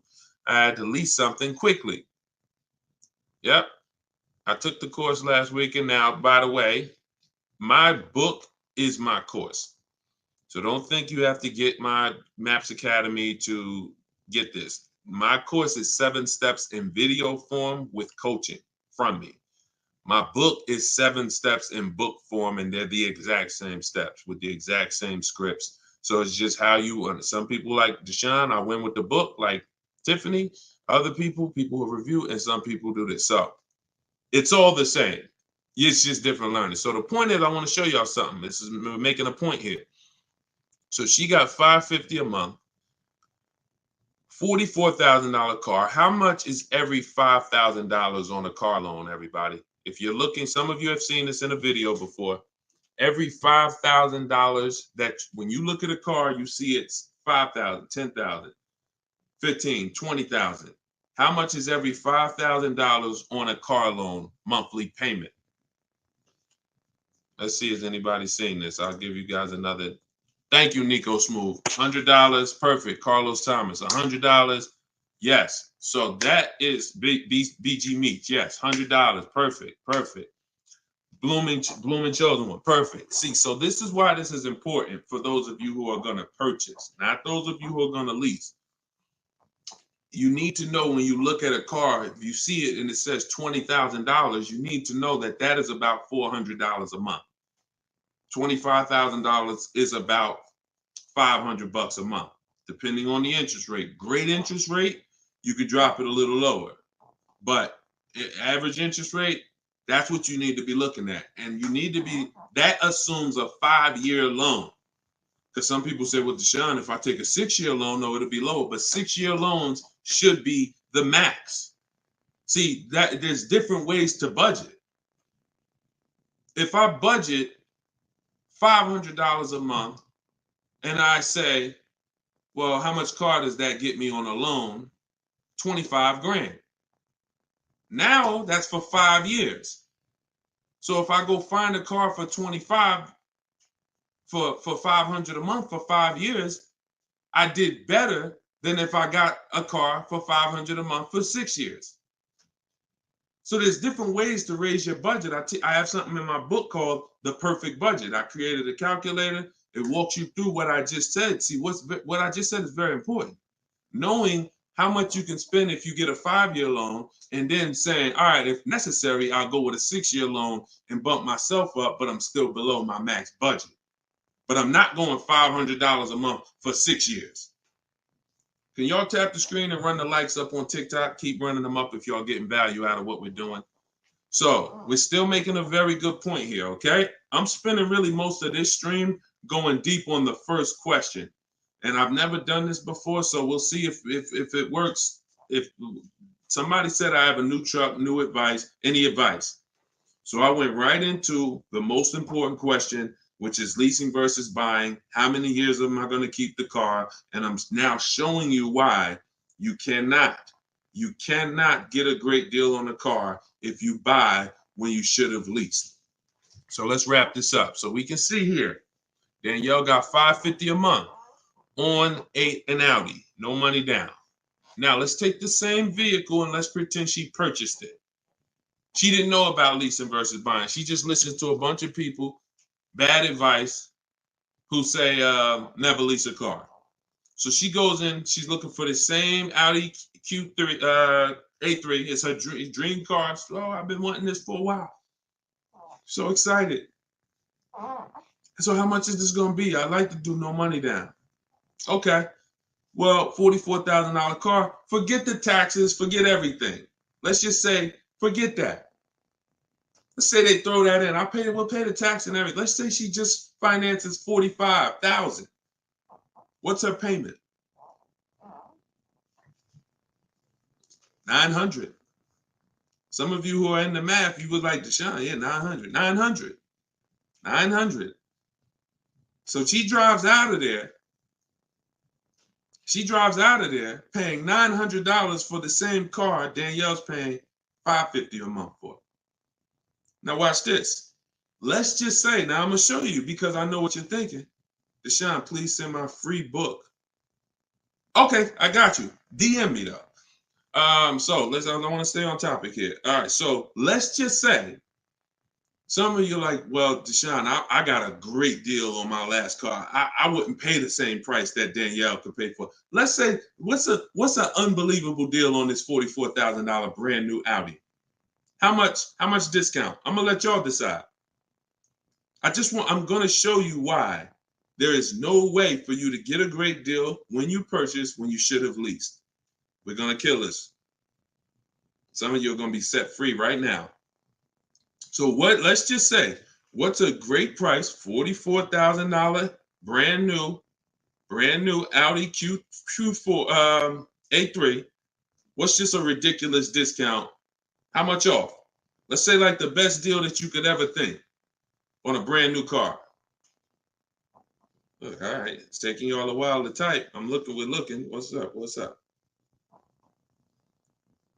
Heck, none of y'all ever saved money on a car before? Some people, oh, Deshone, I didn't think we could get discounts on cars.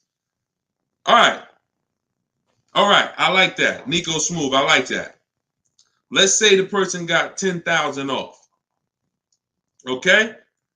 They got $35,000, which is essentially, let's say they got $35,000. The car is $44,000. So let's say they got $9,000 off, which is essentially 20% off the price of the car. Just brand new, nice, popular car. They catch the dealer sleeping, getting bids from home. $10,000, $9,000 off, $35,000. That's what they're getting the car for. Put your taxes on there, because now we're already being super unrealistic. We're not gonna be ridiculously. Let's just say taxes are on there. You know what? Let's just say no. How about this? Not only did she get 20% off, they paid the taxes too. So she really got like $13,000 off. We'll pay the taxes too. Just finance $35,000 even. What's her payment? The most ridiculous new car deal we could ever imagine you've ever seen, we just went over. To show you, no matter how good this is, she still is about to lose because she's purchasing and she should be leasing. Watch this. And I'm going to tell you, when the person who purchases wins, $700. Thank you, paper chasers. Lisa, $650. Those are the estimates. Where do we win at? Imagine if I just gave y'all a ridiculously unreal situation that will never ever happen, but just to illustrate, if that ever happened, 20% off the car, pay the taxes, her payment's still higher than Danielle leasing. So when does the person who buys win? When they keep the car long enough to outlive the depreciation. Very simple. 8 years. 8 years. It's no comparison. So like you're sitting there and you're like, Deshone, I bought my last car and I've been buying cars all my life. I was just taught you buy your cars, you don't lease them, but I never keep them more than 8 years. If that's you, I want you to type a sad face.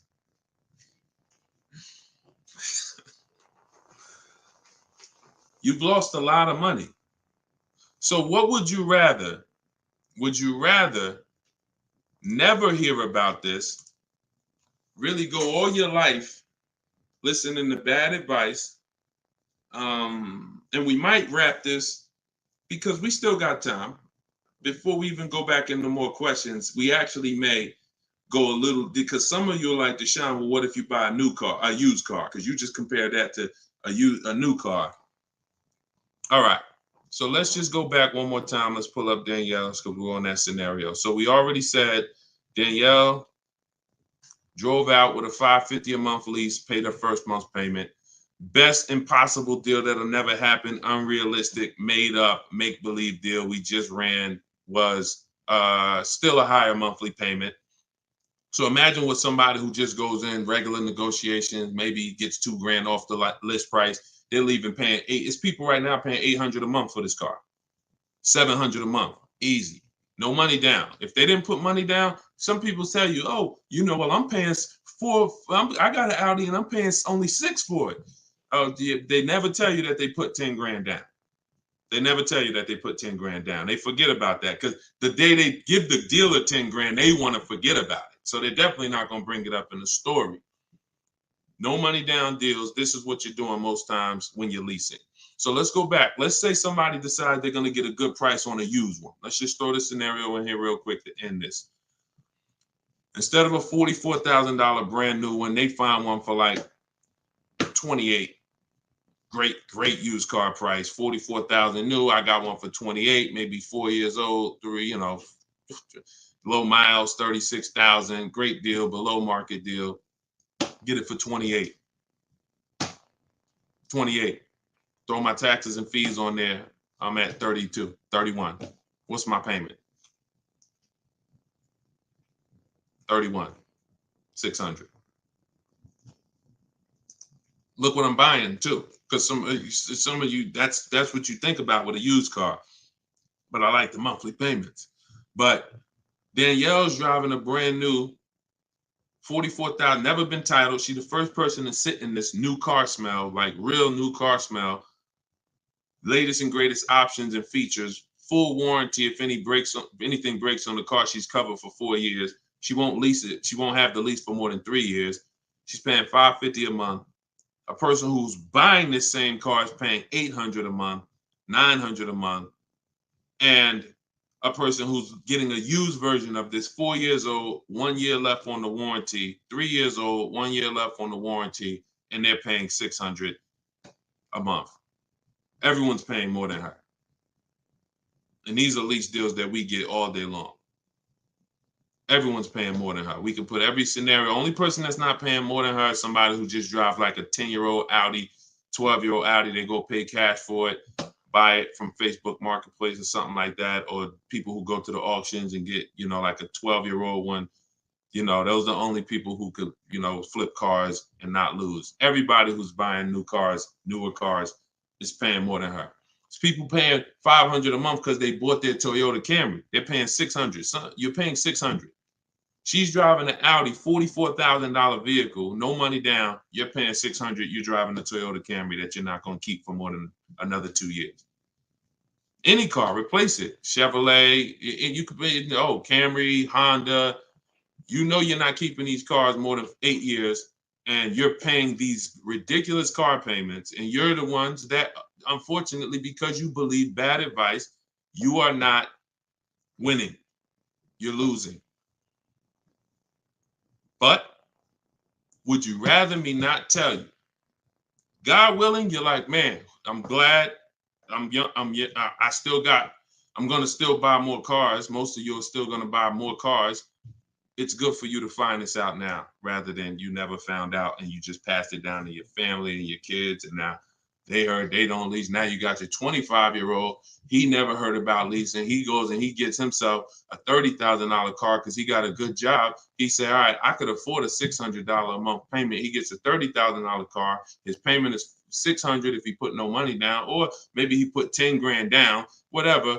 Point is, he's paying between $400 and $600 a month for this car when he could be leasing a brand new version of that car for $350 a month. $350 a month, $600 a month. These payments are nowhere close. It's nowhere close. Depreciation is the unseen expense. So this is all step one. See what I'm saying? So when you're reading my book, you're going through leasing birds. I got a video on this, by the way. This is in my digital book. I'll link to certain videos to help you guys really understand certain concepts. But this is what we do. This is step one. Leasing versus buying is step one, because I know who was taught, be honest, never lease a car. Type me if you were taught never lease a car. You don't need a down payment, Lisa, and you don't need excellent credit. You need good credit. No down payments. I can show you right now, Lisa, on the screen. You can't see it because we rebroadcast these shows on TikTok, but you'll see it on Facebook, YouTube, or Instagram because they can see the slides that I'm sharing. Like every deal that I'm gonna show, like Kimberly. Look, she got a $91,000 Maserati. $944 a month, 39-month lease. $944 a month, $91,000 Maserati. She got bids. Use what I'm teaching you in my book. She got bids. 7 competitive quotes ranging from 1% to 1.8%. That's a crazy, but she saved 20 grand on a brand new Maserati. No money down lease. Bonita, this was in the middle of the pandemic. When people were, the Kia Telluride was one of, if not the most popular SUV all through the pandemic. People were paying $800 a month, $900 a month, $1,000 a month for these Kia Tellurides. She leased one in December 2022, and she got it for $600 a month, and she gave them $600. That's all she gave them. So, you know, ask questions. It's better to ask questions about things that, you know, you may not understand versus making statements. Because when you make statements, sometimes it can mean you're not in a full posture of learning. But I do get that you're dropping. You know, many of you are you know, this is a game changer for you. This is a game changer. This is a money changer for you.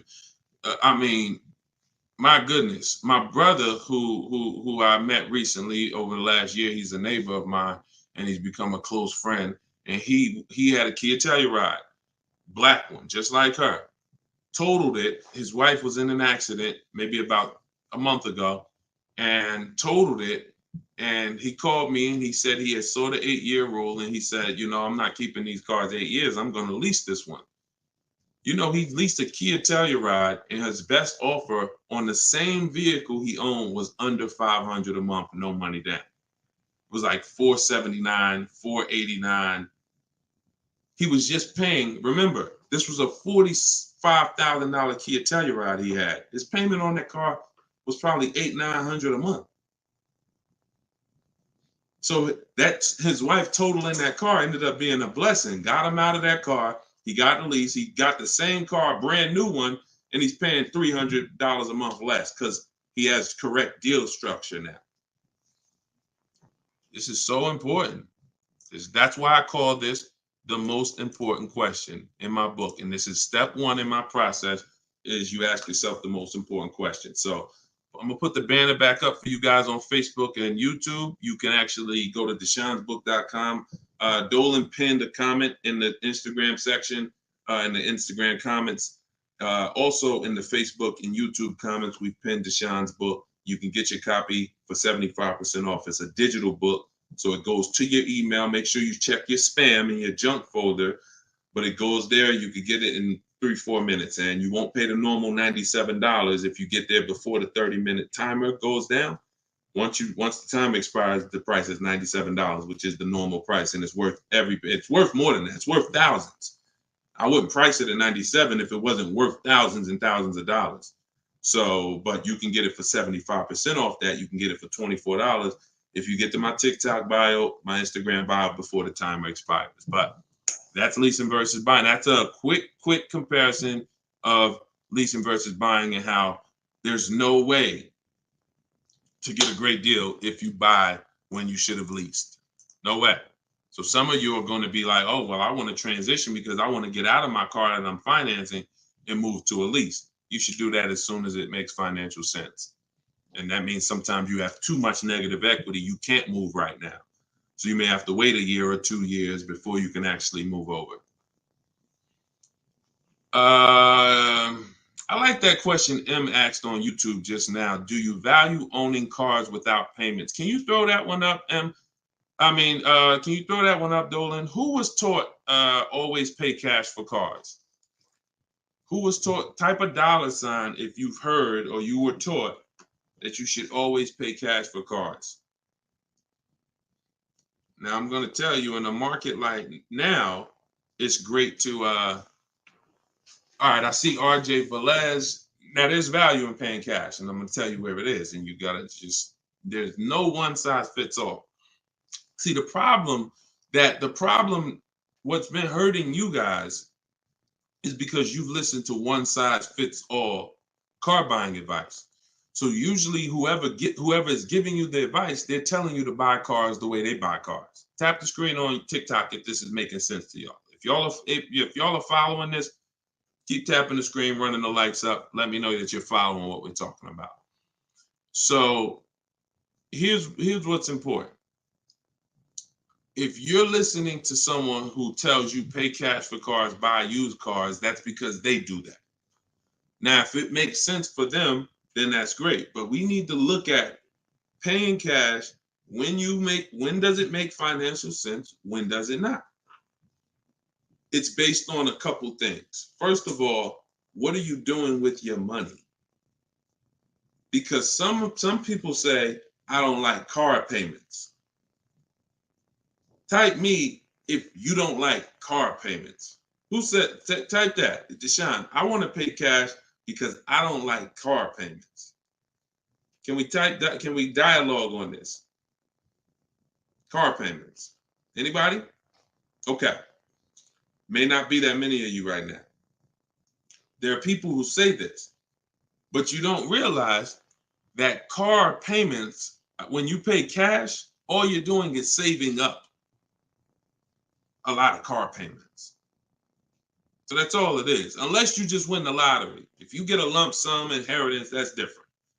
But if you have saved up $15,000, $20,000, $18,000, and you want to pay cash $25,000, then all you did was save up a lot of car payments, okay? Or save what could have been car payments. You can put them in a savings account and just have the car payment come out. So you can literally say, all right, I'm going to put this cash, $25,000 in a savings account, and that's where my car payment is going to come out of, so I don't spend that.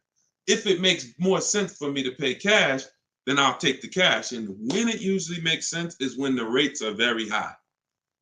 If you can't get a rate that makes really, good financial sense, and I mean like we get bids for our rates. We make banks bid, we make credit unions bid, we get multiple offers in what I call the bank bidding war. You get this when you get my book too. This is actually a section I wrote. It's like, maybe it's 3 steps to it of how to get the bank bidding war. But once you get those bids, if you can't get a good rate, then it really doesn't make sense for you to pay cash. I mean, it doesn't make sense for you to borrow the money when you can pay cash for it. But there's an exception to this. What people are doing with their money is relative. So let's just say somebody is investing their money and they can get 10% on their money or 12%. Some of you are in real estate. Some of you are in good investments and businesses, investing into small, things that you can get 15, 20% returns on your money. It doesn't make financial sense. If you could get that type of return on your money, why would you want to put it into a car that's going to get you not just a low return? What's the return on a car, y'all?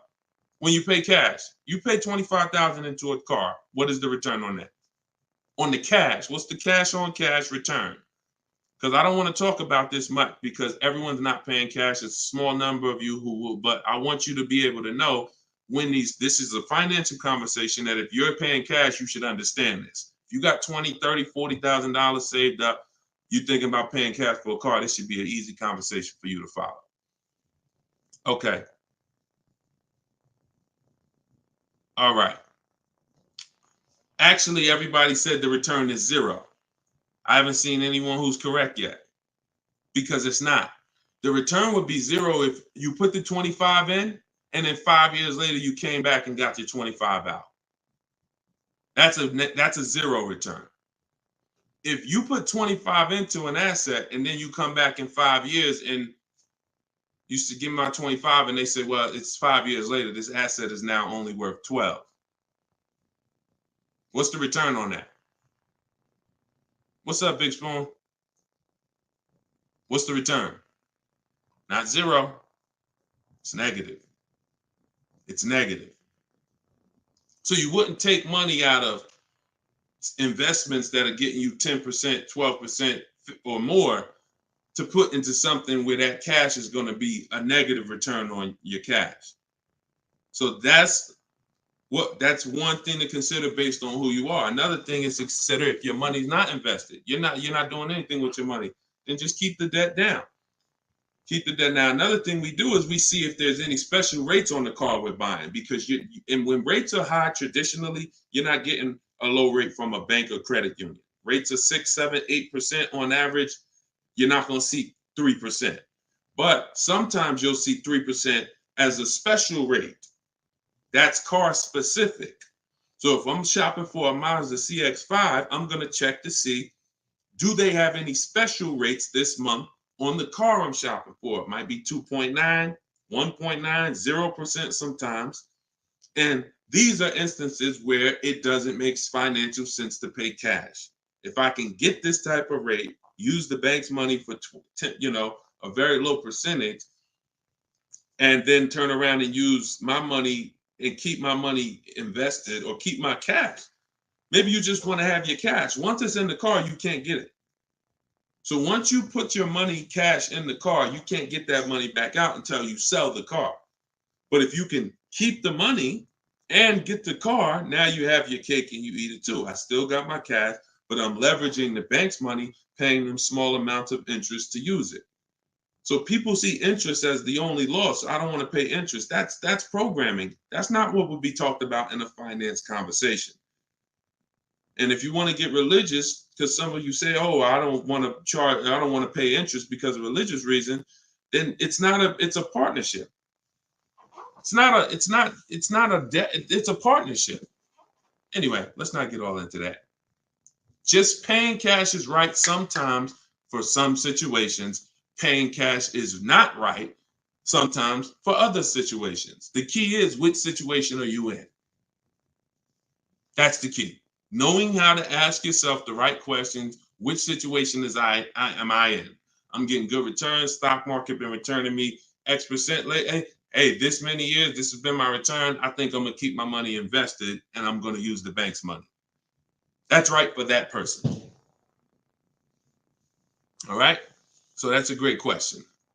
I don't know how we went deep on that, but we're going deep in this stream. I normally do rapid fire Q&A. We're going deep on some subjects. And again, this is all in my book. Everything that I'm teaching is in my book. Every part of my strategy, it's a 7-step process. First step is most important question.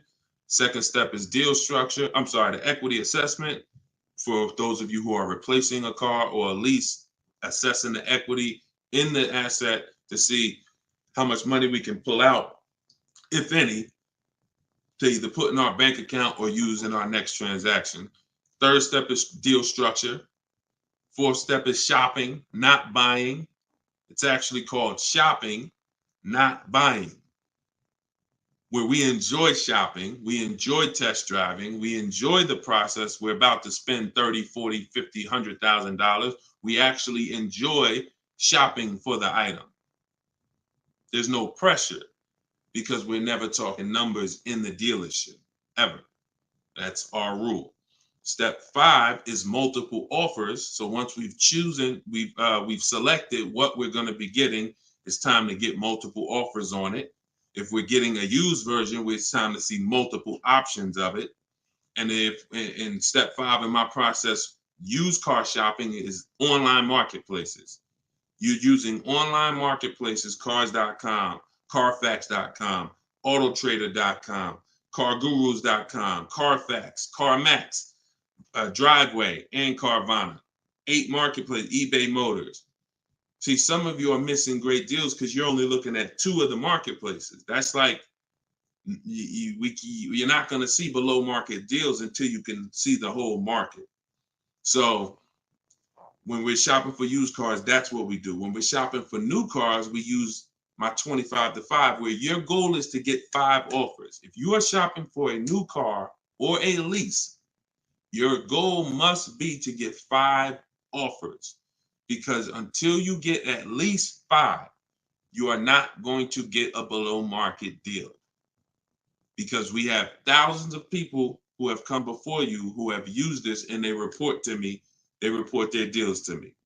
So when I can tell you the deals we see, we have to get at least 5 offers, because 4 are overpriced. Some people get 6, 7 offers. You saw Charles earlier on his Palisade. I think he said he got 10 offers. But once you learn how to get them from home, either you could do it your way, you want to call and get them, you want to call, ask for managers to get them. I don't care what you do. If you're using my process, we don't do any talking. So when you're using my book, we're not talking, because when you talk, who knows, when you talk, you can say the wrong thing. When you type, and then you're typing what I wrote for you, because in my book you're using what I wrote for you to talk to the dealers by email. So I can't even say talk to the dealers, to communicate by email, because we know everything they're going to say. So then the step 6 is paperwork and protection. Once you get your lowest offer, you find the best option. It's time for the paperwork. And then step 7 is delivery. That's it. So everything that I teach is out of one of those 7 steps. And, part of why you have not gotten the deals that you see me sharing is because you don't have any process. You're just winging it. You're just hoping things go well for you. And that's just not a place of empowerment. That's just not a place of empowerment. Strategy is here. So, so we went deep on some of what's in that book and what you'll learn if you get it in the comment section, or you can get it in my TikTok or Instagram bio. If you're watching us on TV, you can also scan that QR code with your phone. And as long as you get there before, but now you're seeing why the book's worth $97. I see why you priced it at $97, Deshone. You know what I'm saying? That makes sense. You breaking this down and telling us what's in the book, and it's a digital book with links to videos and scripts and things you copy and paste. Oh, I see why this is a $97 book that you can get for 75% off. $24 before the timer runs out. Go ahead, Dolan. Yeah, this has been good so far, though. I do like this. Are you enjoying this dynamic?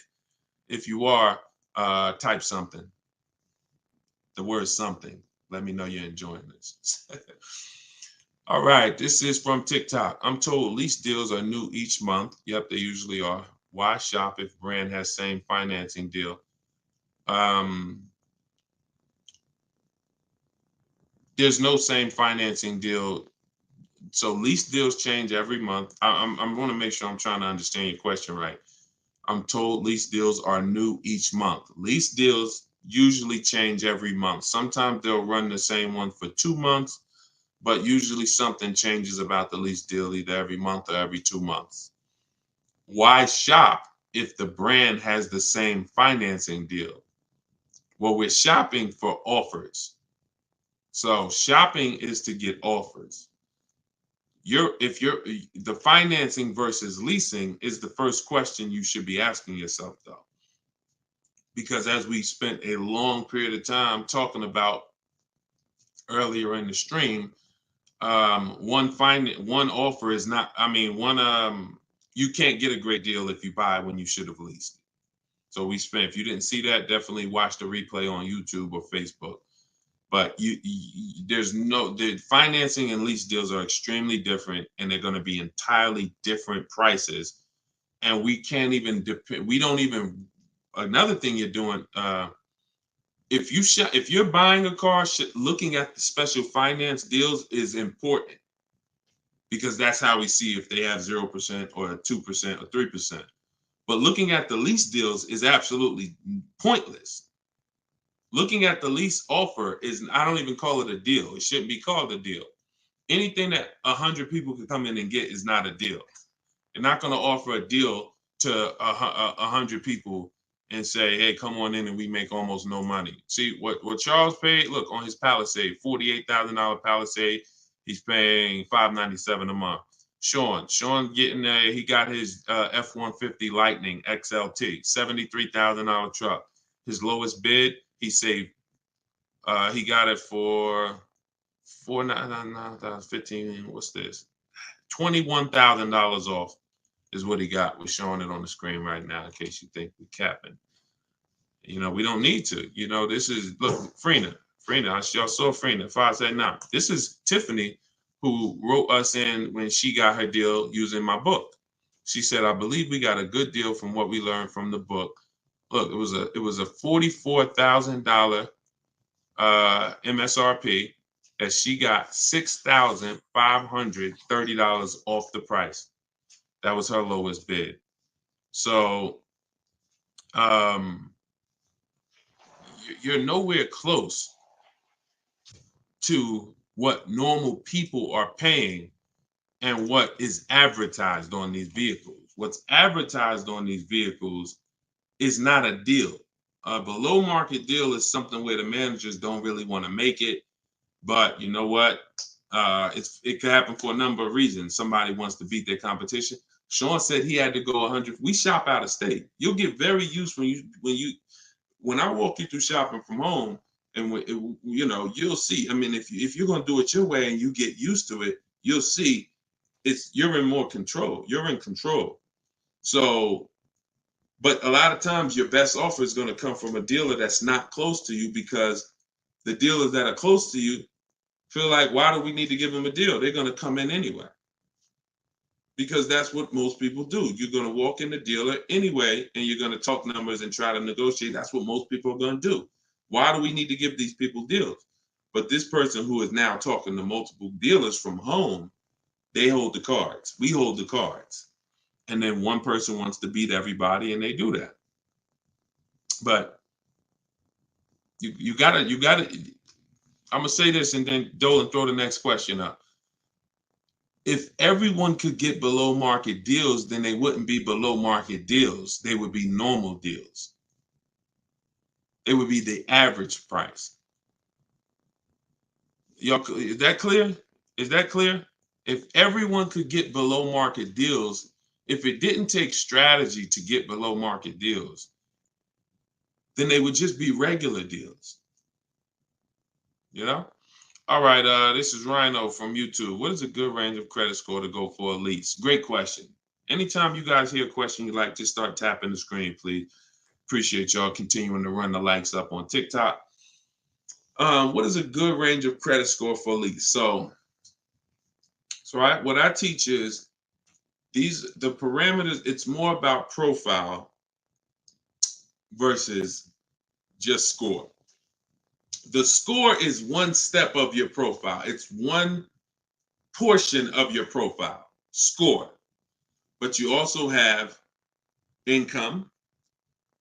You have something I call comparable credit. I don't call it that. The bureaus call comp credit, which is you've had a car loan before. So you could have a lower than fair credit. You want to be in at least fair. If you're in the fives, I wouldn't go a lease route. I would go a different route, which I have in my book. You get a smart car, set yourself up for a lease. Not the smart car that y'all thinking of, those little ones. It stands for saving money at the right time. We get the smallest car we could get a loan on, pay the payments for 2 years, then we flip into a lease. Because again, payment history weighs very big. So, but if you're in the 620, 630, but you got on-time car payments for the last 3 years, 2 years, 5 years, you might have, high balances with your credit cards, but your car payment has been paid on time, but your credit score is low because you're using a lot of your available credit. So in that case, you got a great shot of getting a lease because you're replacing a car, you're replacing a payment, you're not adding a payment.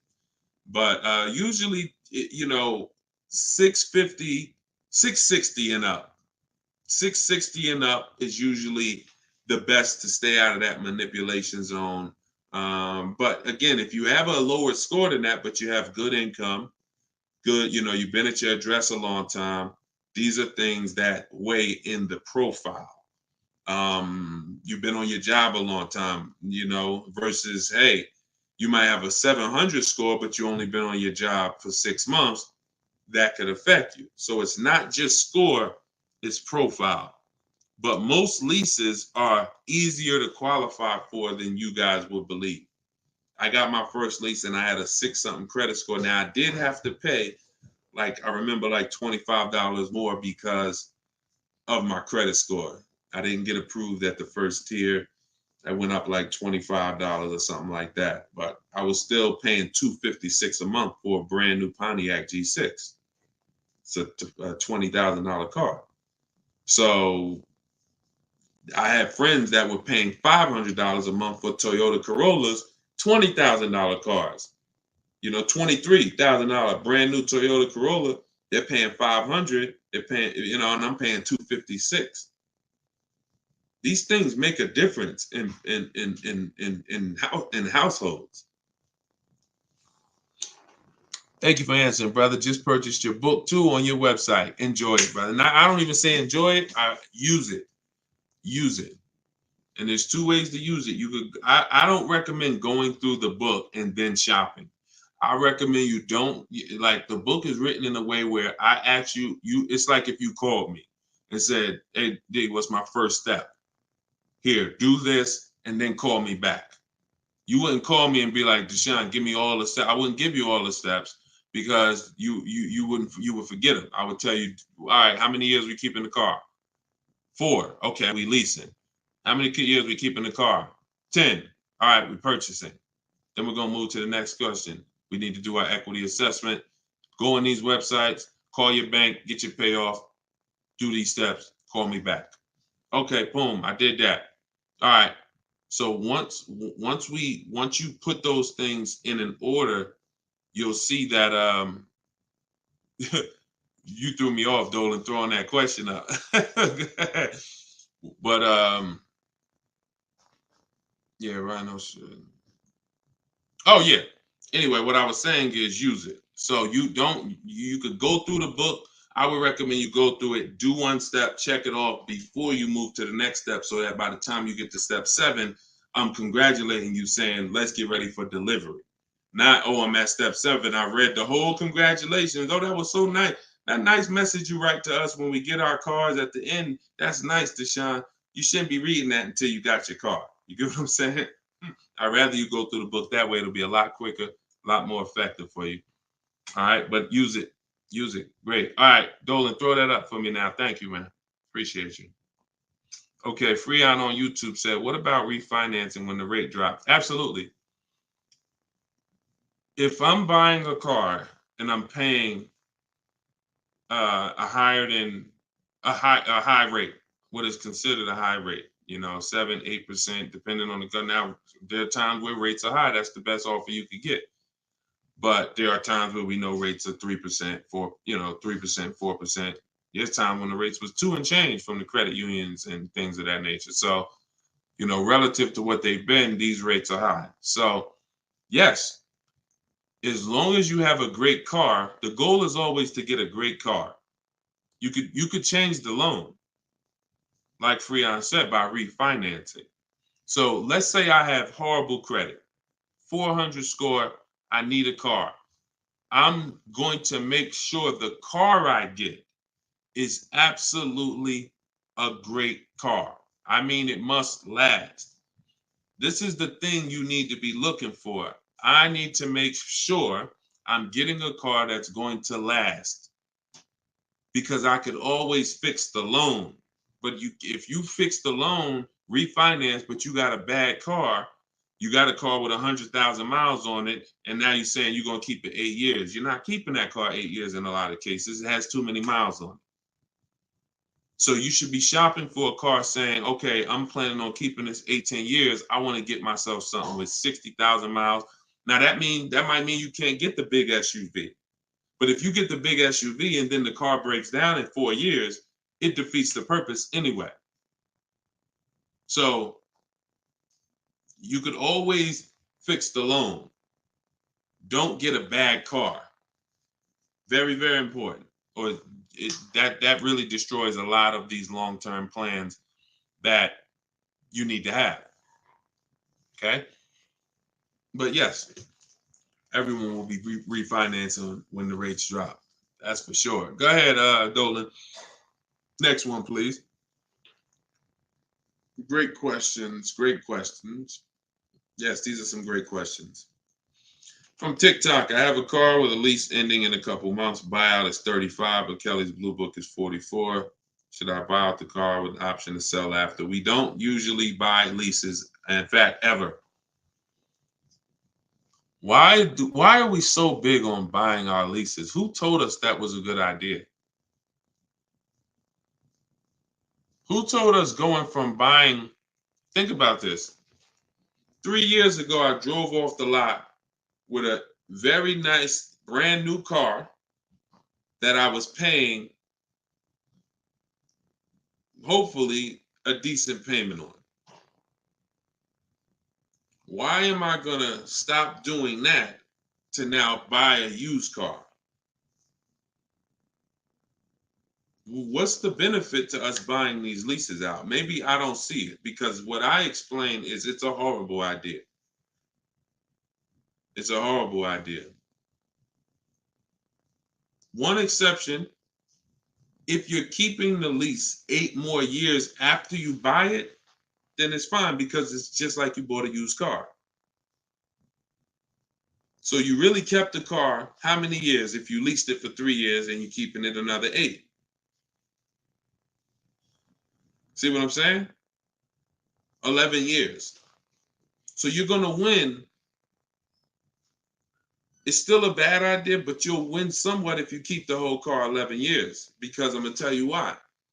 Once you get the used car, you reset everything. You got that's a whole separate transaction.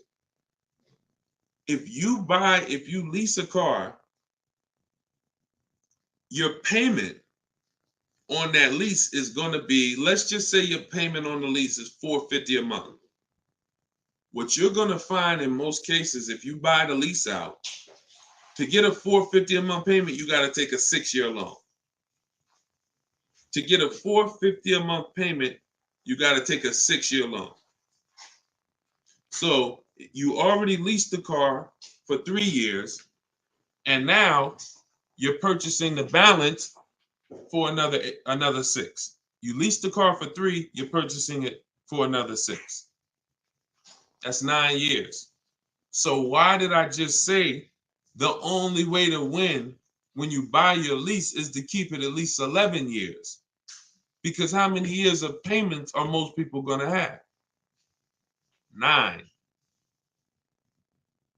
9. 9.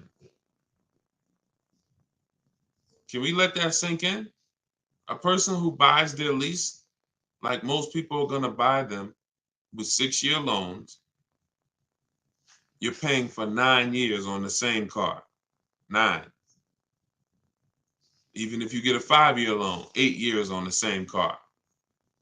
So it'd be a shame to go pay 8 years on the same car and then turn around and do that all over again. So you want to keep it long enough to at least, hey, I had 2 years of no payments though. You know, I had that car 11 years. I only had 2 years of no payments on it. That's a pretty bad way to live. You're paying on 9 years old, 8 years old, you're still paying on the same car. 7 years old, still paying on the same car. This is why buying your lease is a horrible idea in most cases. From the start, you should either be leasing or you should be buying a used car. It's one or the other. and you're buying a used car that if you plan to keep it 8 or more years, you're leasing if you're not planning to keep the car 8 years. That's it. Not many cases where these make sense. Go ahead, Dolan. It's a great question though. And you know, I'm hoping we can help a lot of people stop doing that. And eventually maybe 10 years from now, 15 years from now, people won't be asking these questions, but it's a very, very common question. Go ahead, Dolan. Shoot the next one up, brother. Nico Smooth on YouTube. What's up, my man? Deshone, if I wanted to counter offer lower than what the calculator generated, would that be realistic? Getting 1.4% would like to get around 1. If your lowest offer is 1.4, then that's the lease program. If your offers are 1.4, your offers should not be the same. That means you don't have enough offers. If all the offers are in one spot, 1.4, that means you're not getting enough. Once you get 5, 7, you'll see they should be at least $150 to $200 a month difference. That's how it should be. 400 to 600 a month. 600 to 800, 600 to 750. That's how it should be. Now, if you once your lowest offer is 1.4, but you have 1.6, 1.7, higher offers than that, then 1.4 is the best. And that's the lease program. There's nothing you can do about the lease program. All you're doing is finding the dealer that's going to agree to discount the car the largest amount.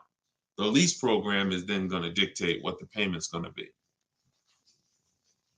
But yeah, you're on the right track. Go to a Plan B vehicle. It's surprising how different every single vehicle has a different lease program. In regards to what you and just to really hammer this home, Zafrina, who we showed first at the beginning of the stream, she had a $579 a month lease on a $65,000 truck. She was shopping for a Jeep Grand Cherokee Limited because that's what they had and they were replacing the lease. So she gets a 1.1 and change. It was like under 1.2, like 1.19 or something like that. That was her best offer on a Jeep Grand Cherokee Limited. That's a great lease. That's a great deal. $600. That's a great lease deal. Probably a $450 payment on a $40,000. Great lease deal. But she said this guy is saying that he thinks he might be able to do better on a hybrid Jeep Grand Cherokee Limited. He said he could probably get me below the 1%. I said, okay, you need to get 5 more offers at least. Because what if he's saying he could do better on that version, that means that version has a better lease program, which means you need to get your 5 offers again. She called me 48 hours later. Well, she posted in our group saying that she had gotten that $579 a month, which was a 0.88% lease. So that's not only is every vehicle have a different lease program, every trim level has a different lease program. Almost trim levels can have different lease programs attached to them. In many cases, they do. All right, great question though. You could also wait it out, Nico, if you have a little more time and see what the programs are next month. Go ahead, Dolan. You can shoot the next one up. Can you lease a car if you have a bankruptcy?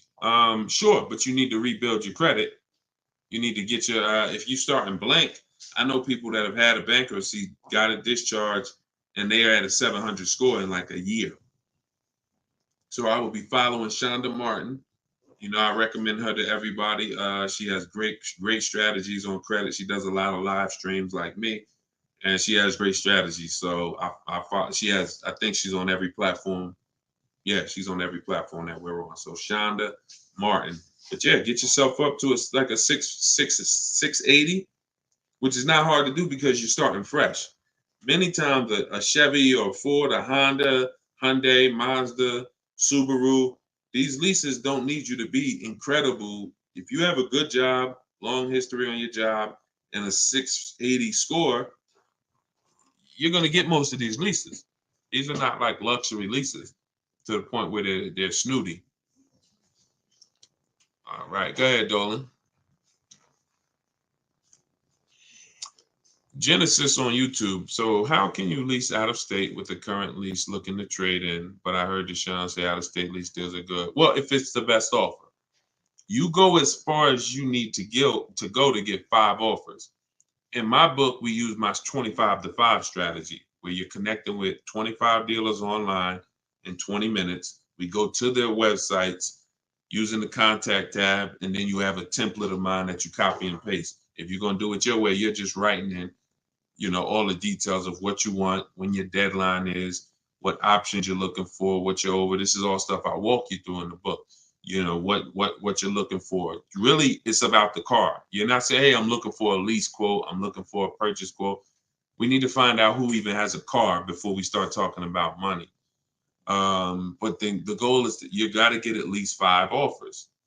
You got to get at least, and you have to do the equity assessment to see if there's any equity in your current lease. You don't want to return that, and you don't even know if there's any equity in that lease. And the only way you know that is the offers you get are higher than the payoff. It's very simple. Equity is offers, cash offers from CarMax, Driveway, Kelly's Blue Book, instant cash offer, not Blue Book, the website, instant cash offer, Kelly's Blue Book, Auto Nation, sell my car, Car Guru, sell my car. You have to get these offers, and if those offers are higher than your payoff, then you have equity when you sell the car to these people. If you have a third-party restriction, you can't sell the car directly to them. You got to sell to a local dealership. You got to get bids from a local dealership. I teach you how to do that. For those of you who have third-party restrictions, we talk to used car managers to sell our leases. So I've been doing this since 2006. Like, if I wasn't called to build these companies, then I would be. If I wasn't called to build these companies, there's no doubt I would be selling cars, making $200,000, $300,000, $400,000 a year. There's no doubt about it. But that's not the path God had for me. So what I'm telling you is based on me understanding 99.9% of the car buying of the industry inside and out, and giving you the way to actually stay in control, call the shots, have the business come to you, have the banks come to you, have the cash offers come to you, and then you're just simply picking the best ones as they come to you. So this is all in my book, Cars from Home, 7 Steps to Saving Time, Money, and Avoiding Dealerships. It's a digital book. You can get your copy for 75% off in my TikTok bio, in my Instagram bio, or we have a comment pin. Dolan, can you post the comment for everybody again on Facebook and YouTube? Just copy and paste that comment for everybody.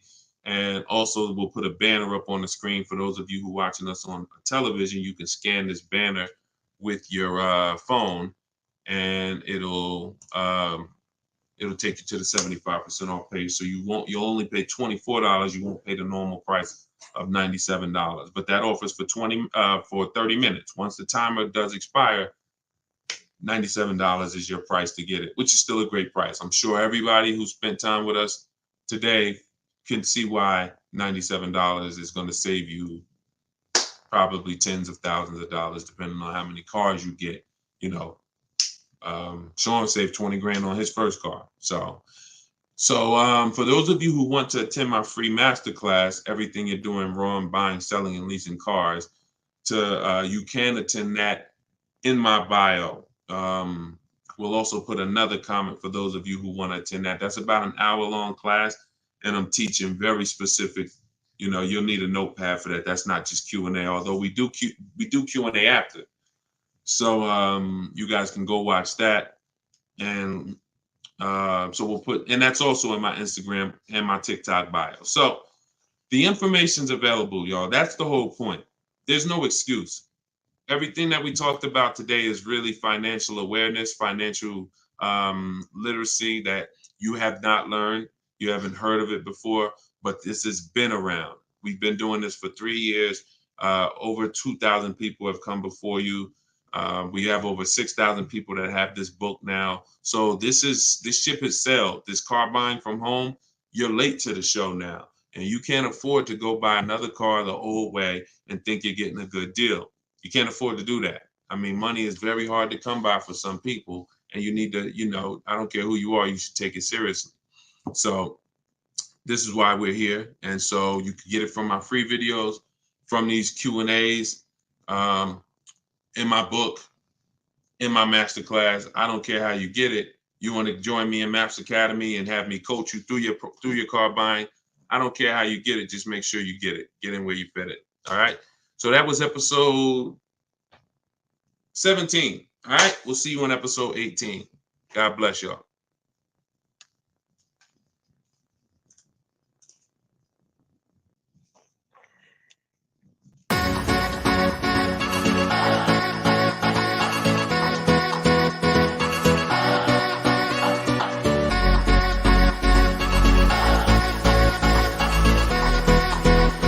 The worst possible thing you could say when you walk into a car dealership. I spent 5 years with Mercedes-Benz, 5 with General Motors, and the worst thing a person could say when they walk in is, if you could just get me to this payment, we got a deal. So your loan's probably still like 19, which means you got to pay to get out. You're upside down. It's called negative equity.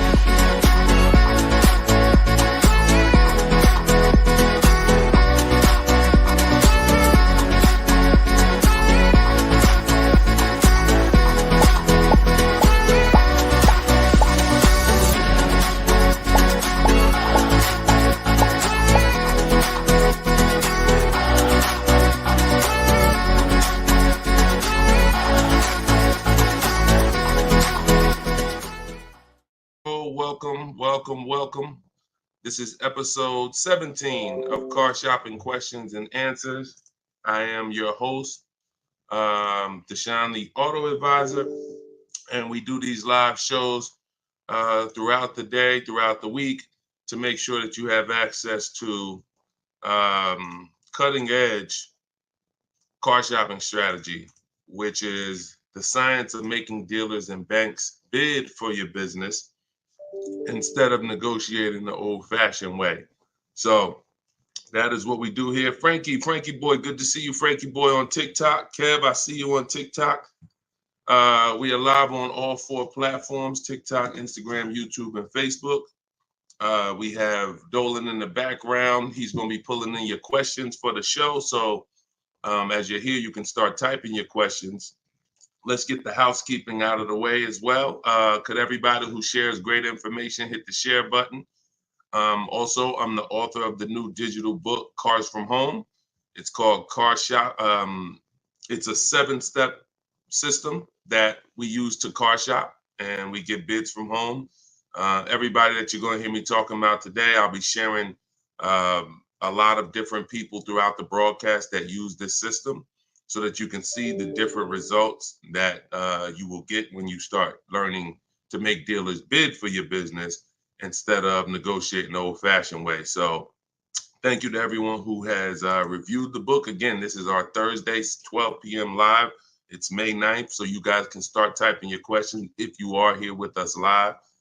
And for all of you who do want your copy of my new book, Cars from Home, 7 Steps to Saving Time, Money, and Avoiding Dealers. We have a link in the comment section on Facebook for you guys.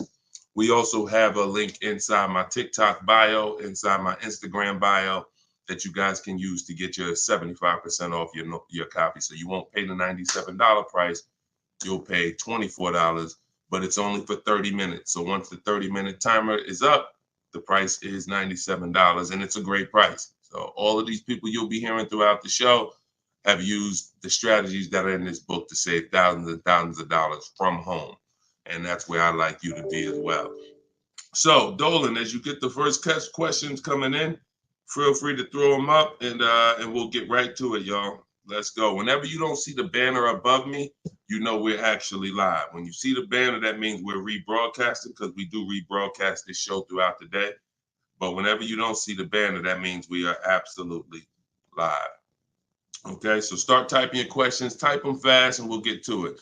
T. Del Mar on Instagram. I'm leasing. Now test drive. Why do I ask for an older salesperson? Won't any salesperson be okay? No, any salesperson will not be okay. Some salespeople will bring you in for a test drive, we talk to people who are experienced in the dealership. So when we talk to them and we ask them, do they have a car that we're coming to see? We know 9 times out of 10, they're going to be honest with us. You get a new kid on the block or a salesperson who doesn't care about this stuff, they'll get there. Who's ever gotten to a dealership, was coming for a test drive, and then the dealership said, oh, that car got sold, or that car is not here anymore by the time you get there? If you've ever had that happen, type me. You set up a test drive, you come in, oh, I was coming to see that car. Oh, it sold like, 2 hours ago. It just sold. See, when you're dealing with experienced salespeople who are honest, exactly, Peaceful Grace on TikTok, you understand. So this is why every step that I teach is important. Even things that you might see, okay, why is he telling us ask for this person? It's because if you don't, you run the risk of running into a salesperson who doesn't care. Oh, they'll get there and just, oh, well, that car sold, but hey, I might have another one. Let's look at some other ones. No, we don't go for that. We don't go for that. Our test drive is strategically set up to try to guarantee a successful test drive where we can be in and out that dealership in 20, no more than 30 minutes and coming home. Okay, let's go. Nothing is left to chance. All right, go ahead, Doe. Let's shoot the next one and keep your questions coming, everybody. We'll try to get through as many as we can.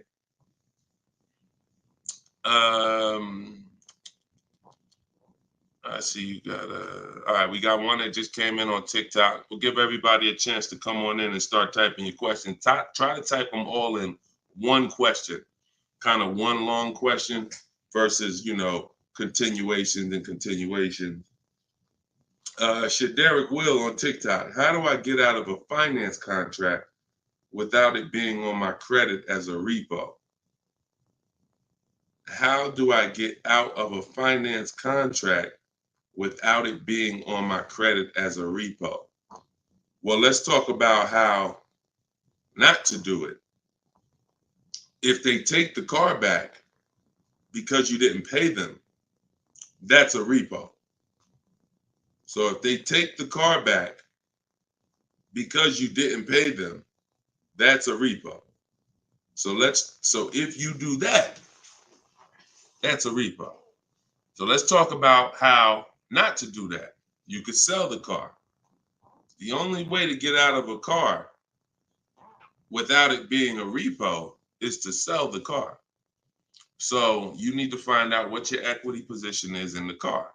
You need to call the bank, ask them how much you owe. That's called a payoff.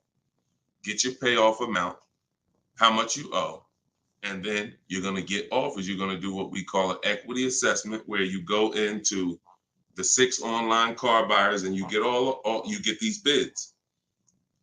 CarMax, Driveway, Carvana, Kelly's Blue Book Instant Cash Offer, AutoNation Cash Offer, and Car Gurus Sell My Car Cash Offer. Those are 6 different cash offers that you're going to get, and whichever one's the highest, that's the one you would take.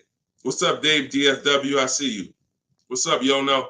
That's how you get out of the car. The only way you're going to get out of a car you want to replace people is to sell your way out of it. Because we don't trade. In most cases, we do not trade because you don't get all the money. When do you get all the money trading anything? You know what I'm saying? Who can tell me an item that when you trade it, you get the most money possible for it? I'll wait. Anybody? What's up, Bobby I Modern? What's up, Bell? See what I'm saying? So we understand. You're not going to get all the money of anything trading it. You sell it. That's the way. And most times you guys are taking $2,000 to $3,000 to $4,000 less for your vehicles, trading them. You're losing. See, again, you can't take the price, the monthly payment seriously, but not take the price of the car you're buying seriously. Not take the shopping for your interest rate seriously. Not take the selling of your old car seriously. Because you may be more focused on saving $1,000 off the price of the car you're buying, but you're not putting that same energy into how you shop for your loan. You're giving the bank $2,000 or $3,000 more because you're paying higher interest. Or you're not doing this bidding process. You're trading in your cars. and you're paying $1,000, you're getting $1,000 to probably $4,000 less than what you would get selling these cars to online car buyers. So that's how you get out of a car. Only way you can do it is to sell your way out of it. And if you have negative equity, to pay the difference so that you can get out of the car. But if you just let them come take the car, you can finagle anything you want to try to not have it be a repo. It's a repo. It's a repo. And so the time 3 years ago, everyone could have sold their car and really got out of them because the prices of cars were so high. What's up, Alan Denson? Thank you so much. Appreciate you. Yeah, so that's it. Go ahead, Dolan, shoot the next one in. This is our Thursday live show. My man, Alan Dawson, appreciate you. Oh, Alan Denson. Yep, appreciate you, man. Thanks for supporting the broadcast. This one's Optimal Living from TikTok. This is our Thursday, May 9th live show at noon. So whenever you guys don't see the banner above me, that means we're live. You can send your questions in, and we'll try to get them into the show. Grand Rising, I want to buy a used approximately $10,000 or less, approximately $10,000, less than 100,000 miles, 1 or 2 owners, like a Honda, Hyundai, Volkswagen, good gas mileage, easy to repair. Any suggestions? Well, you have a lot of filters there. If you were buying under 10 grand, I would be looking at Facebook Marketplace. I would be looking at Facebook Marketplace because our used car strategy is to look at all the marketplaces where cars are. These are, you know, Auto Trader, Cars.com, Car Gurus, Carfax.com, CarMax, Carvana, Driveway, and eBay Motors. But if we're looking at a car that's under 10 grand, I would certainly be looking at Facebook Marketplace. Facebook Marketplace is where you're going to try to find a private party owner, not a dealer. Not a dealer. You're trying to find a private party owner that's going to sell you the vehicle, private party, not a retail purchase. A retail purchase is at a dealership that has done reconditioning on the vehicle to prepare it for the market.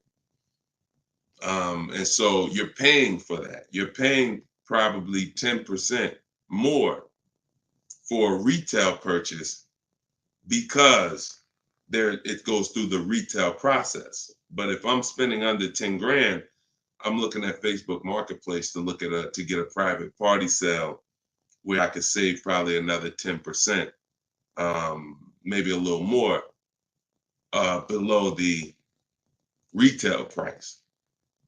But that's really depends, price specific. Same thing with selling cars. When we get our bids, if our car is worth less than 10 grand, we usually I always tell people, it's in my book, if the car is less than 10 grand, when you get your offers, you could get probably 1,500 to 2,000 more listing it on Facebook Marketplace.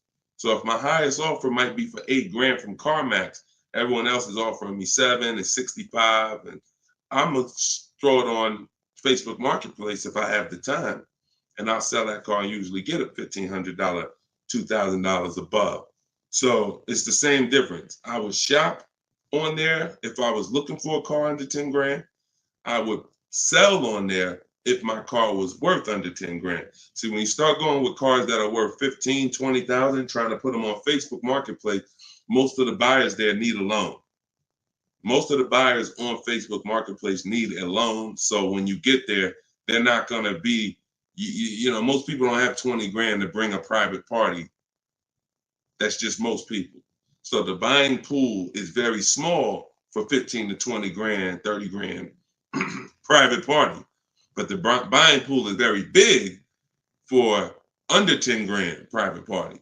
So you always want to go to where the buyers are, where the best opportunities are. So yeah, that's what I would be doing. Great question, Optimal Living. All right, keep the questions coming, y'all. I see Sharita said, hey, I got the book. I'm stoked. This is great info. Thank you so much, Sharita. Enjoy it, use it. The things that are in my 7-step book, y'all, is everything you're learning right now. So everything that I'm teaching you is out of one of my 7 steps in my car shopping process. My book is called Cars from Home. So it's all designed to teach you the science, walk you through the science step by step of doing 90% of your car purchase from home 90% of your savings are done at home, not in a dealership. The only thing we're doing in a dealership is test driving, is having our car appraised if we have a third-party restriction by a used car manager, and picking up our car if they don't deliver. Those are the only three things we are doing inside a dealership. All the negotiating, the price saving, the shopping the market, the research, the working with the bank, that's all done at home. And some people, some of you are going to do 100% of your purchase from home. If it's a new car or a lease, some of you could do 100% of it, because if the dealer delivers, literally you never went into the dealership except for the test drive, and then we get our bids and we accept the best offer. This is somebody who just got a bid. You can see the dates not too long ago. Look, I contacted 25 dealers. Some of you know my system is used to, we connect with 25 dealers, with our goal being to get 5 offers. Because what percentage of offers is overpriced? Let's see if anybody on here knows. If anybody's been spending time with us, this might be a lot of your first time with us on the stream, but what percentage of dealers is overpriced? Let's see who knows. And this is why you must get at least 5 offers. At least 5 offers, because what percentage of dealers are overpriced, everybody? Let's see. All right, we may got a lot of new people on here. Maybe nobody knows. No, not 100%, Twan. Not 100%. Thank you, T. Delmar. 80%. Exactly. 80%. T. Delmar Instagram got it. 80% of dealers are overpriced. Now, this is not my opinion. I'm telling you guys. I've been working with people all around this country. I opened up my car buying school, Maps Academy, 2021. We have probably over 6,000 people now that have our book. So people report deals to me. I have hundreds of people who over the years report their deals to me. And that's what we see. We see 80% of the quotes we get are higher than the best quote. So when you get your 5 offers, one of them is going to blow the other ones away, but the other ones are going to be significantly higher. And when you look at somebody like this is Teddy. Teddy he said, I received 10 offers. He said, I only used the scripts provided. So in my book are the scripts he's talking about that you copy and paste. This dealer's initial quote came back at 937. Using the counter offer calculator, which you have in my book as well. Using the counter offer calculator, I countered at, I closed on this, wait, hold on, I can't even read. I closed on this 2024 BMW i4. MSRP is $73,855. $73,000. Pay attention to this, y'all. I counted at 829.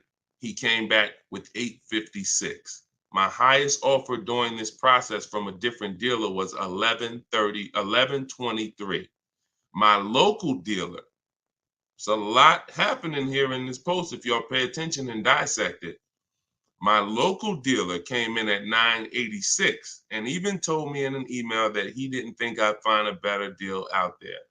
I didn't speak to one salesman on the phone until after the credit was ran and the deal was secured. I even got them to cover my last 2 lease payments. This is how you get, see, if I was to ask Teddy right now, Teddy, bet me $1,000 that there's not a better deal out there. He'd most likely take the bet because he connected with 25 dealers. He got 10 offers. He used it. You can never accept a deal without countering because we don't know what the bottom is until they say no to the counter or until they say, no, I can't do that, but I could do this. Now we know they're at the bottom. So all of this stuff can't happen. You're not going to have price assurance, which means you guarantee you paid the lowest price, and you're not going to be able to get these numbers until you sit at home and start getting the offers at home. It is impossible to get these types of numbers, this type of confidence, this type of assurance walking into one dealer. Even if you got a good price, there's no way you even know it's a good price. until you have enough offers to know this one right here is the best offer. He might have thought his local dealer was making him the best offer at 890. What he said, his local dealer came back 986, because remember, he has other offers that are 1100.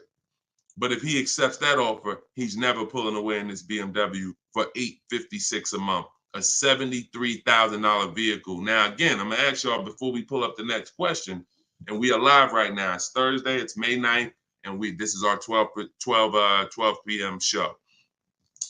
Once again, I'm gonna ask y'all a question. When you look at what he's paying, some of you have seen every $5,000 on the price of a car is how much a month? Every $5,000, because this is a $73,000 car. Now I'm going to talk to some of you who don't understand leasing, some of you who are taught you always buy your cars no matter what, and I'm going to show you what this car would have cost him monthly, if he didn't know that leasing was better for him because he doesn't keep his car 8 years. Thank you, Gerard Young. Every $5,000, Gerard just answered. Emo also answered it on YouTube. The question was, every $5,000 on the price of a car is how much per month? Approximately $100 a month. So when you look at a $20,000 car, automatically you should think $400 a month. You're looking at a $40,000 car, that's $800 a month. You're looking at a $50,000 car, that's $1,000 a month. 5 years on a 5-year loan. You're looking at a $70,000 car, y'all. That's $1,400 a month. $1,400 a month. His car is $73,000. Not to mention, there's people right now that are driving this same exact car Teddy got, same exact BMW, $73,000. They're paying $1,400 a month. He's paying $856. Are y'all getting this? Are y'all getting this? So my book is in my TikTok bio. Click the link there. You can get it for 75% off. You won't pay the normal $97. Go ahead, Dolan, shoot the next question up.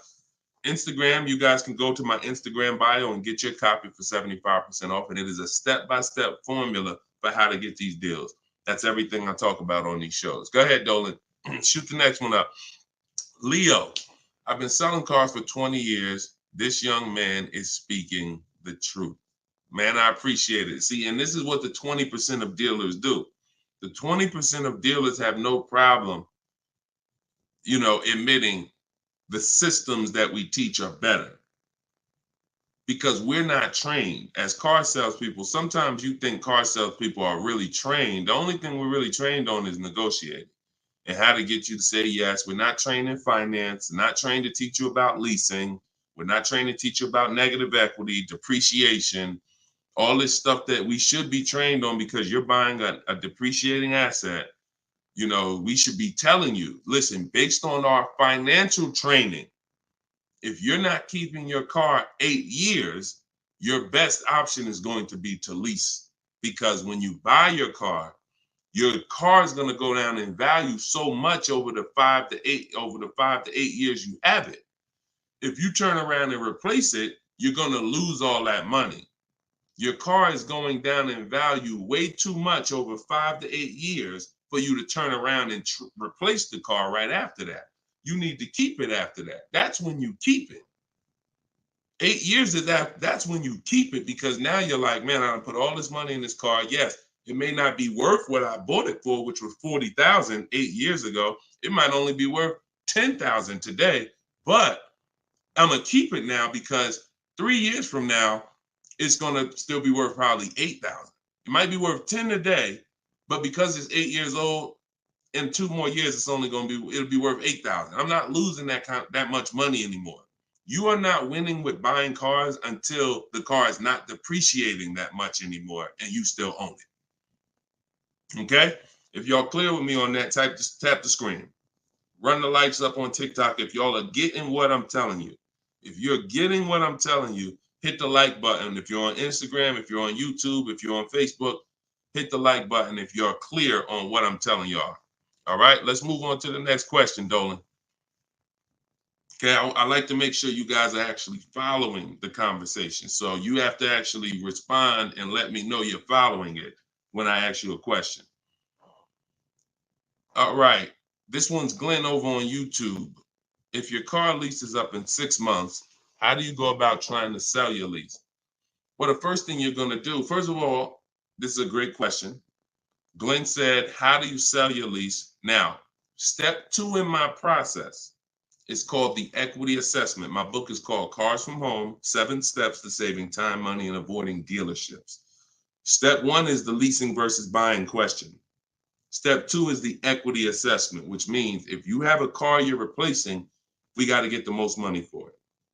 And that's never going to be with a trade. So we have to see, is there any equity in our lease? Now, we are not assuming this. We are going to do this process and see, because some leases have no equity.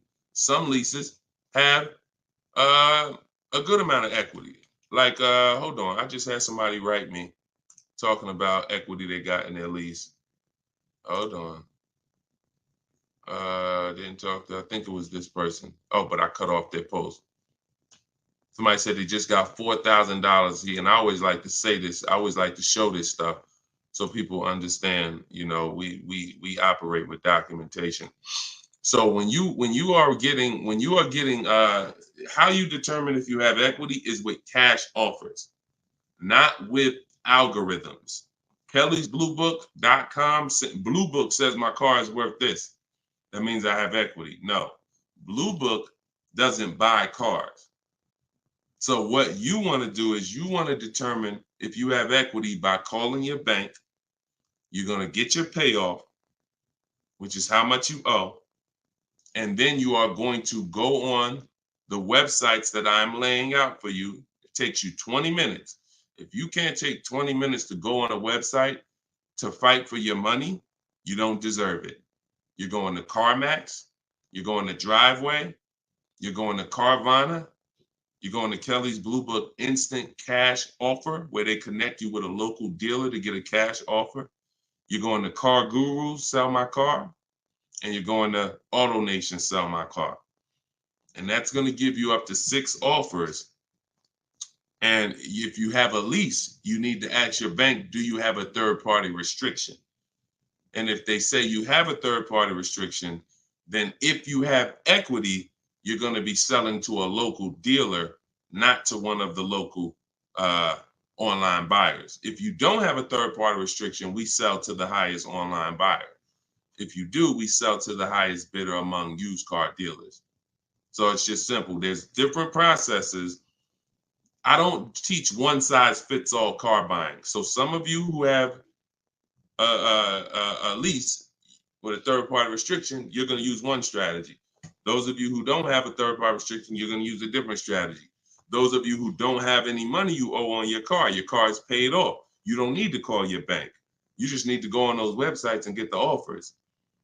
So, and when you're on there, if you have a lease, there's going to be a part where it says, is your car owned, financed, or leased? You want to put owned. It's very important. Don't put lease because it triggers something in their websites. So that's step 2. I go over this thoroughly in my book. This is called the equity assessment. You can't, listen, you need to get bids. Bids. That is my favorite word, that multiple offers. The reason why you are not saving the money that you could be saving is because you're not getting bids. The reason why you don't have the confidence when you leave a dealership that you got the best price is because you're not getting bids. It's very simple. Start getting bids and you're going to save more money and make more money selling your cars, and you'll see why we don't trade in cars. That's the equity assessment. Okay? Step 2 in my book. Go ahead, Dolan, shoot the next one up. All right. Yep. Wanda said my last lease had 5,000 in equity on TikTok. Amen. I sold the lease a couple years ago when prices were super high. I made $10,200. My mother did. I made $9,000 on my Jeep Grand Cherokee. That was in 2021, I believe, 2021. Yep. It was ridiculous money. So the 9, 10 grand, 12 grand lease, those are not really there anymore. But we still see people that are making 2 and 3 and 5,000 for sure. Rudy on Facebook, how are you? Good afternoon, Deshone. I'm new to the live stream. Welcome. Who's new to the stream? If this is your first time here, type 1. Type the number 1 if this is your first time here. I'm looking for a 2020 SUV, Mercedes GLB 250, 4MATIC, less than 20,000 miles. Drives over 120. I see you, Yvette. Drives over 120 miles daily. We have been looking in different car websites. Still haven't found one that matches our max of 30K. Any suggestions? We live in New Hampshire. We've been looking in Massachusetts as well. Should we be expanding our searching area? Thank you for your help and keep up the great work. Absolutely. Yes, you should be expanding your search area. If you're looking for a 3-year-old vehicle with less than 20,000 miles, right now, you got to look at the age of the car. When you're searching for a used car, you got to remember a car comes out the year before the year we're in. So if a car is a 2020, it was released in 2019, most likely, which means you're calculating the age based on then. So if you're looking for a car that was released in 2019, and right now we're in 2025, you're looking at a car that's 6 years old. If you're looking at a car that was released in, 2022, and we're in 2024, then it's 2 years old. So you need to look and say, okay, how old is the car I'm looking for? And then we can look at the mileage. Because if you're looking for a car that's 4 years old, but you're looking for it to be driven 20,000 miles or less, that means you're only looking for a car that has a 5,000 a year average. That's going to be very tough. I like to go with it. I like to look at 10,000 a year, and then I like to go to 12. Now, we're talking about how we expand the search of our used cars, because the whole goal is to expand the search slowly. So if you were looking at the 2020, 20,000 miles, now go up to 30,000 miles. I would go up to 40,000 miles, because 40,000 miles still means it's driven lower than average. Just to show, so average miles is 10 to 12,000 miles a year. If you get a vehicle and it's 4 years old, it's driven 10 to 12,000 miles a year. It has really under 40,000 miles on it. It means it's been driven under 10,000 per year. So you're really looking for the mileage. It's the mileage that I think is really going to limit you. Now you could expand your search wide, like you said. There's many ways to expand it. You could go 100 miles out. You could go 200 miles out. You can go 500 miles out.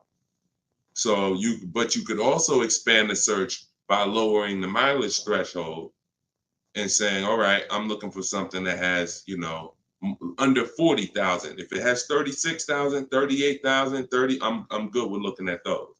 And I think that's going to give you a lot more options, considering how old the car is and how many miles you're looking for it to have. That's way, way, way, way, way below average driven miles. Way, way, way below. And when you have just, you're looking for a car that's only been driven 5,000 miles per year, you're going to have a harder time doing that than looking for a car that's been driven 10. So once we do that, we're still narrowing it down in other ways. Carfax title history, service records, accident history, verifying there's no fake fees. So we have other narrowing down processes.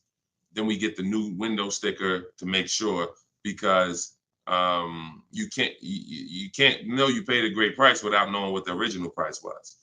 Who's bought a used car in their life? Type the letter U.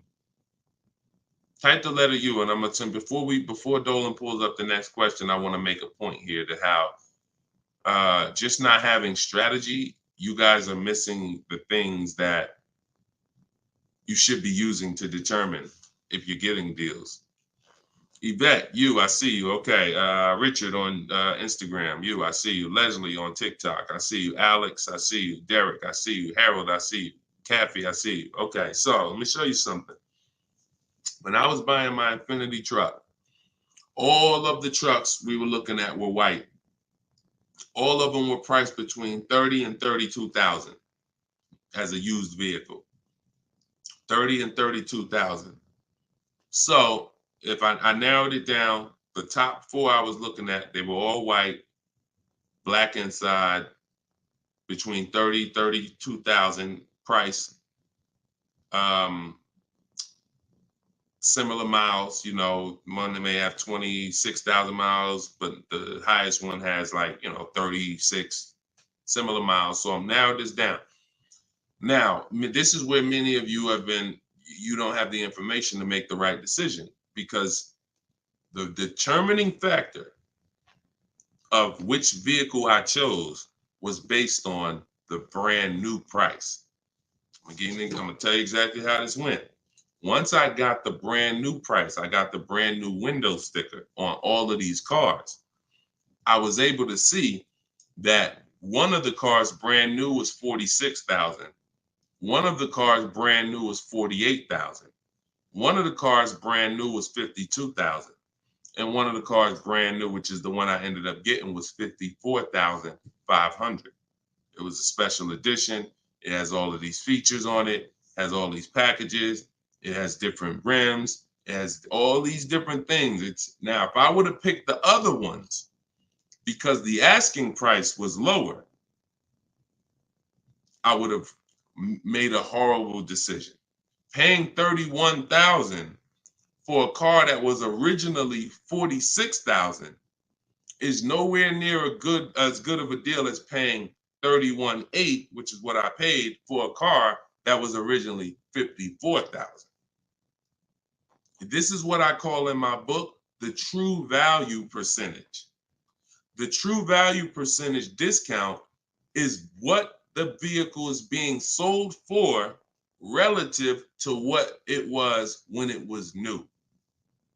So picture this, if the vehicles that I was looking at would have only had the true value percentage discount on them, it would have made it even easier for me to choose, because the one I picked would have said 42% off the brand new price.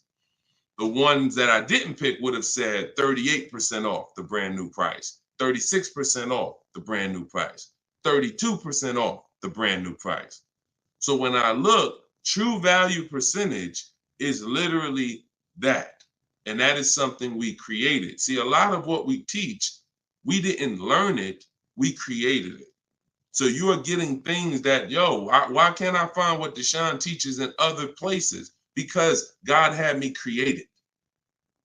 So you're not going to find it from other people. You're not going to find the 8-year rule for leasing versus buying with other people. You're not going to find the 1.5% rule for bad lease deals with other people. You're not going to hear them talking about this true value percentage discount when we're looking at used cars, because we created all of this stuff to regulate the industry for people who will use it. So if you guys want everything I teach in one spot, you can go to my TikTok bio. As long as you get there before the 30-minute timer goes down, you can get your copy of Cars from Home, my digital book, for 75% off. Go there. You won't even leave the broadcast. Get your 75% off. It'll be in a few minutes, and you can use this stuff for the rest of your life. Same thing with Instagram bio. And if you're on Facebook or YouTube, we have a comment in the comment section for you guys to get your book there, and you can use it. And if you're on a TV watching us, then you can just scan this QR code with your phone, and you can get your 75% off. $97 is still a great price, even if you missed it and suffer. Get your book full price. If you missed the countdown, that's fine. But the money that you're going to save is going to be dramatically multiplied versus what you spend on this book. Okay, Dolan, shoot the next question in, y'all. We are live. This is our Thursday, May 9th show, 12 p.m. So whenever you don't see the banner above me, that means we're actually live, and you guys can type your questions, and we'll try to bring them onto the show. Helena, what do you consider a good interest rate? Well, this is a relative question. It's the same question you're asking when you say, what do you consider a good discount off a car? How much should I pay for this car? We only pay when someone wins the bid. So we teach something called the bank bidding war, which I also created. You have been taught that, don't let these dealers run your credit, or always get, who's been taught any of this stuff? Always get your own pre-approval, You know, never use the dealer's banks. Never, you know, all of this stuff. Any way. We teach a process that the credit bureaus allow. The credit bureaus allow us to have an unlimited number of banks and credit unions run our credit with a hard pull, as long as it's within a certain period of time. As long as it's within a certain period of time, when that time expires, they are going to have that weigh on our credit as one hard inquiry in terms of how it affects our score. See, normally when you have a bank run your credit with a hard and then another one, and then another one, each hard inquiry affects your credit. But when you do it the way it was meant to be done, and using the bank bidding war, if one hard inquiry would have dropped your credit 10 points, 20 of these hard inquiries is going to drop your credit the same 10 points. So the way it's done is there's 3 rounds to it. There's 3 rounds. This is for people that are financing. Again, those of you who are paying cash, this doesn't matter. Those of you who are leasing a vehicle, this doesn't matter. That's why having access to car buying advice that's not one size fits all is what you need. Because typically, if you only pay cash for cars and get used cars, that's what you're going to teach people. So everything has a different place. So those of you who are financing a new car or a used car, you're going to use the bank bidding war so that you don't have to ask this question. This is the answer to Helena's question. How do you know? What do you consider a good interest rate? It's who wins the bid. So there's 3 rounds to it. The first thing we're going to do is see, are there any special interest rates on the car we're shopping for? So if we're shopping for a Kia Optima, a Kia K5, and all right, let's see, are there any special interest rates on it? Are they doing anything like 1.9% financing? Are they doing 0% financing? Are they doing 2.9% financing? Anything special? We also need to know how much the term. What's the term? Some people only do 0% for 3 years. That means you got to be able to pay the car off in 3 years or you can't take the deal.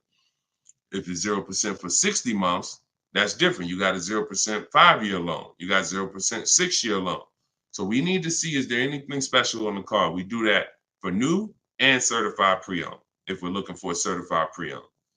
Now, if we find something, sometimes that could prevent us from even needing to do any other interest rate shopping. If they're doing 1.99 for 60 months, you're not going to find better than that.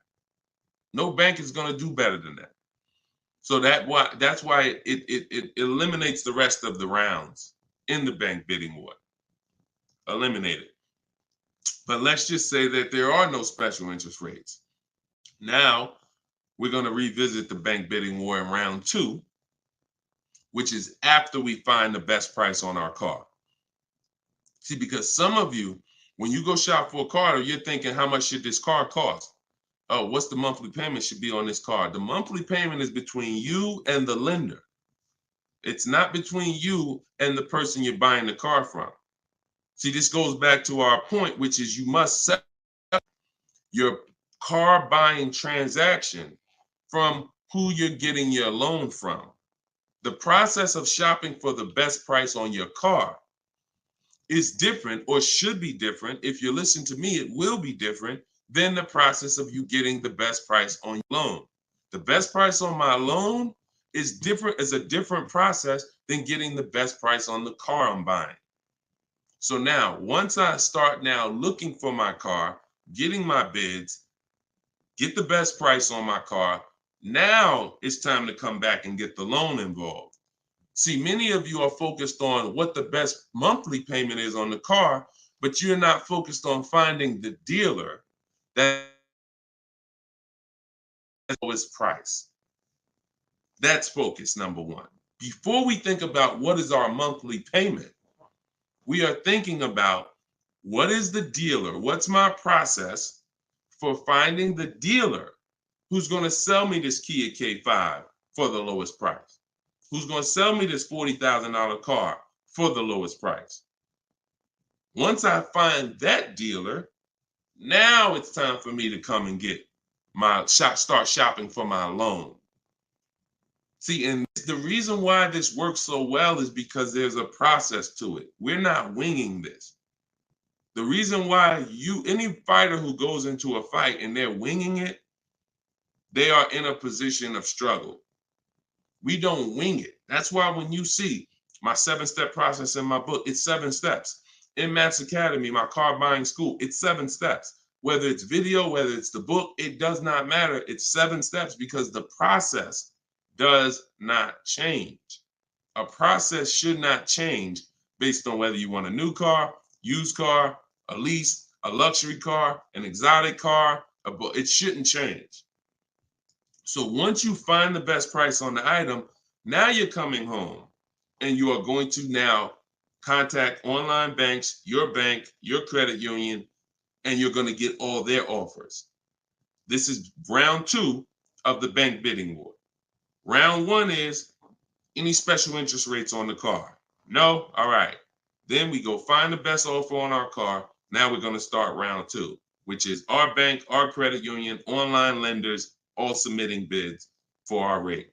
Round 3, once that's done, round 3 is we call the dealer who we have the car on hold with, and we tell them the best rate we got, and we give them a chance to see if they can beat it. That's round 3, because the dealers have another 5 to 7 to sometimes 10 banks. So see if they can beat it. So now you have 3 rounds of individuals competing for your interest, for your loan, to give you a loan. 3 rounds. First is the special rates. Second is you, your bank, your credit union, online banks. Third is the dealer's banks. And so when you leave, you already know I got the best interest rate. I guarantee it because I had 15, 20 people competing for my bank, for my loan. And that if you do that correctly, you are going to see that it weighs on your credit at the end as the same as one hard inquiry. That is what the bank bidding war. When you get my book, I email you a copy of the bank bidding war with it because I haven't merged the bank bidding war into my book yet. That's an update. Yes, that's an update. So all of you who had the book prior, when I update the book, you get the new book. You get the new book. That's another reason why having a digital book is the best way to do this. Because when things change in this game, when websites change, people go out of business, I update the book so that things can stay fresh. That's a beautiful thing about having a digital book. So the banner is on the screen. You guys can go to deshonesbook.com on Facebook or YouTube.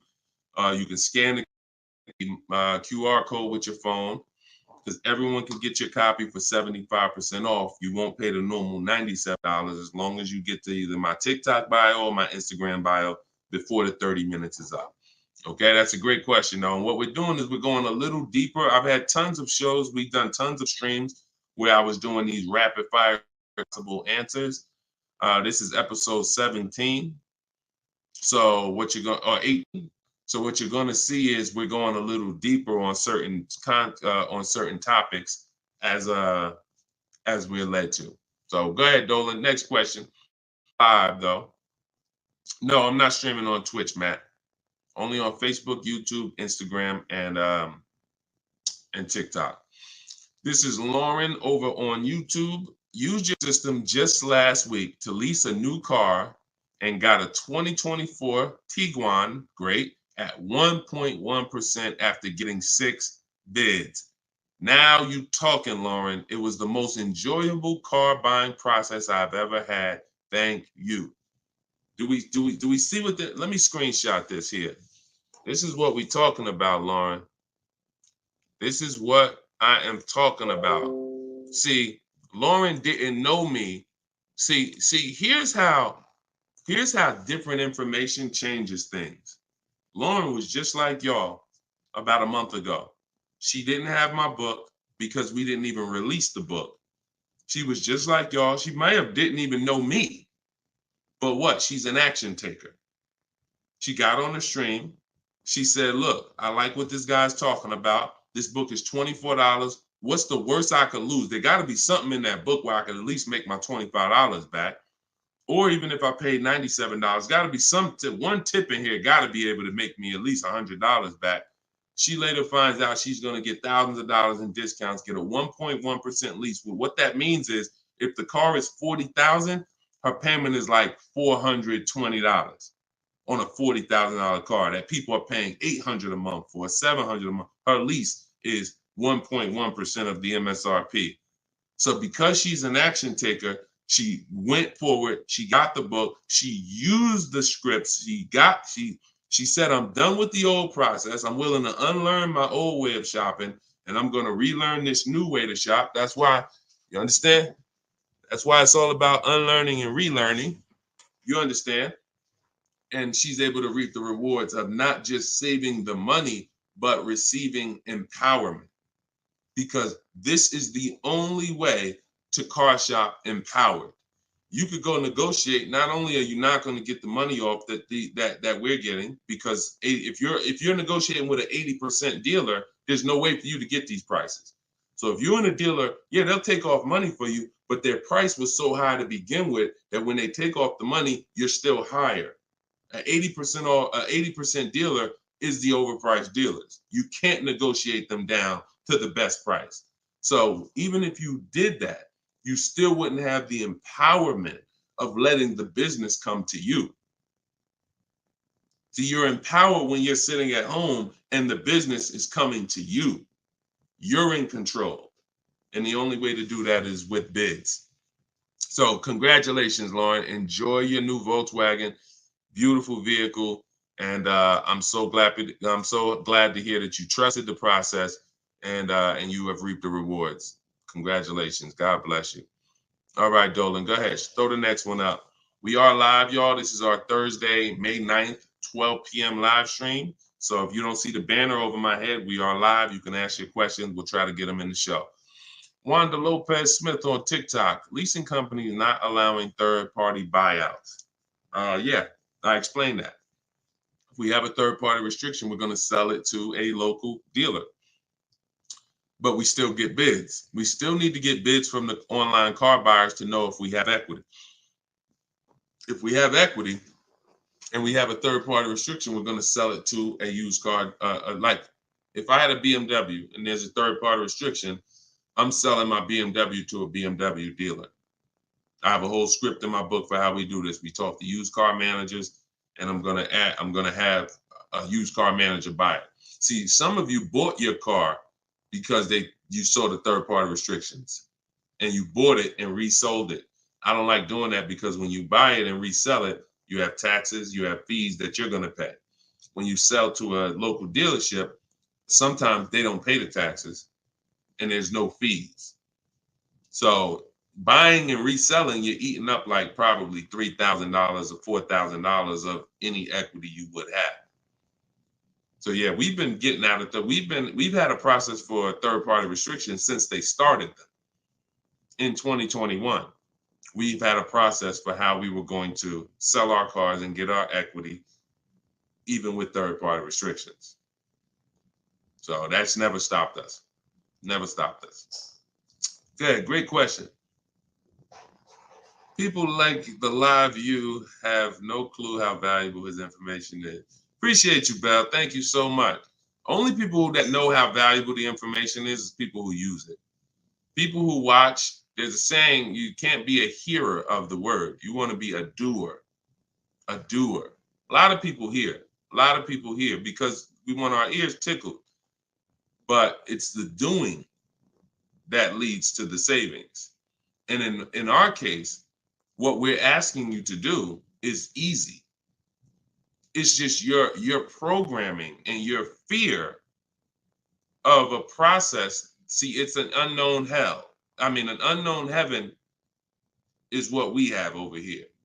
But you have a known hell. Sometimes what you know is so comfortable, even though it's hell, but it's you know it. You're comfortable with it. You're comfortable with the discomfort of car shopping. So this is what, Deshone, everything you're saying, that sounds hard. Sitting at home and doing these copy and paste things and having this, that sounds hard. That's just your fear. That's your programming talking to you. That's not reality. Because in reality, you see people like Lauren who just came on And you see, this is the easiest way she's ever bought a car in her life. This is the most money she's ever saved in her life. Look, you got people like, look, Matt, happy to share. I've officially graduated. Huge thank you to Deshone, building such a great system, answering all my questions along the way. Lease details. He got a $56,000 Hyundai Palisade calligraphy, 1.28% lease.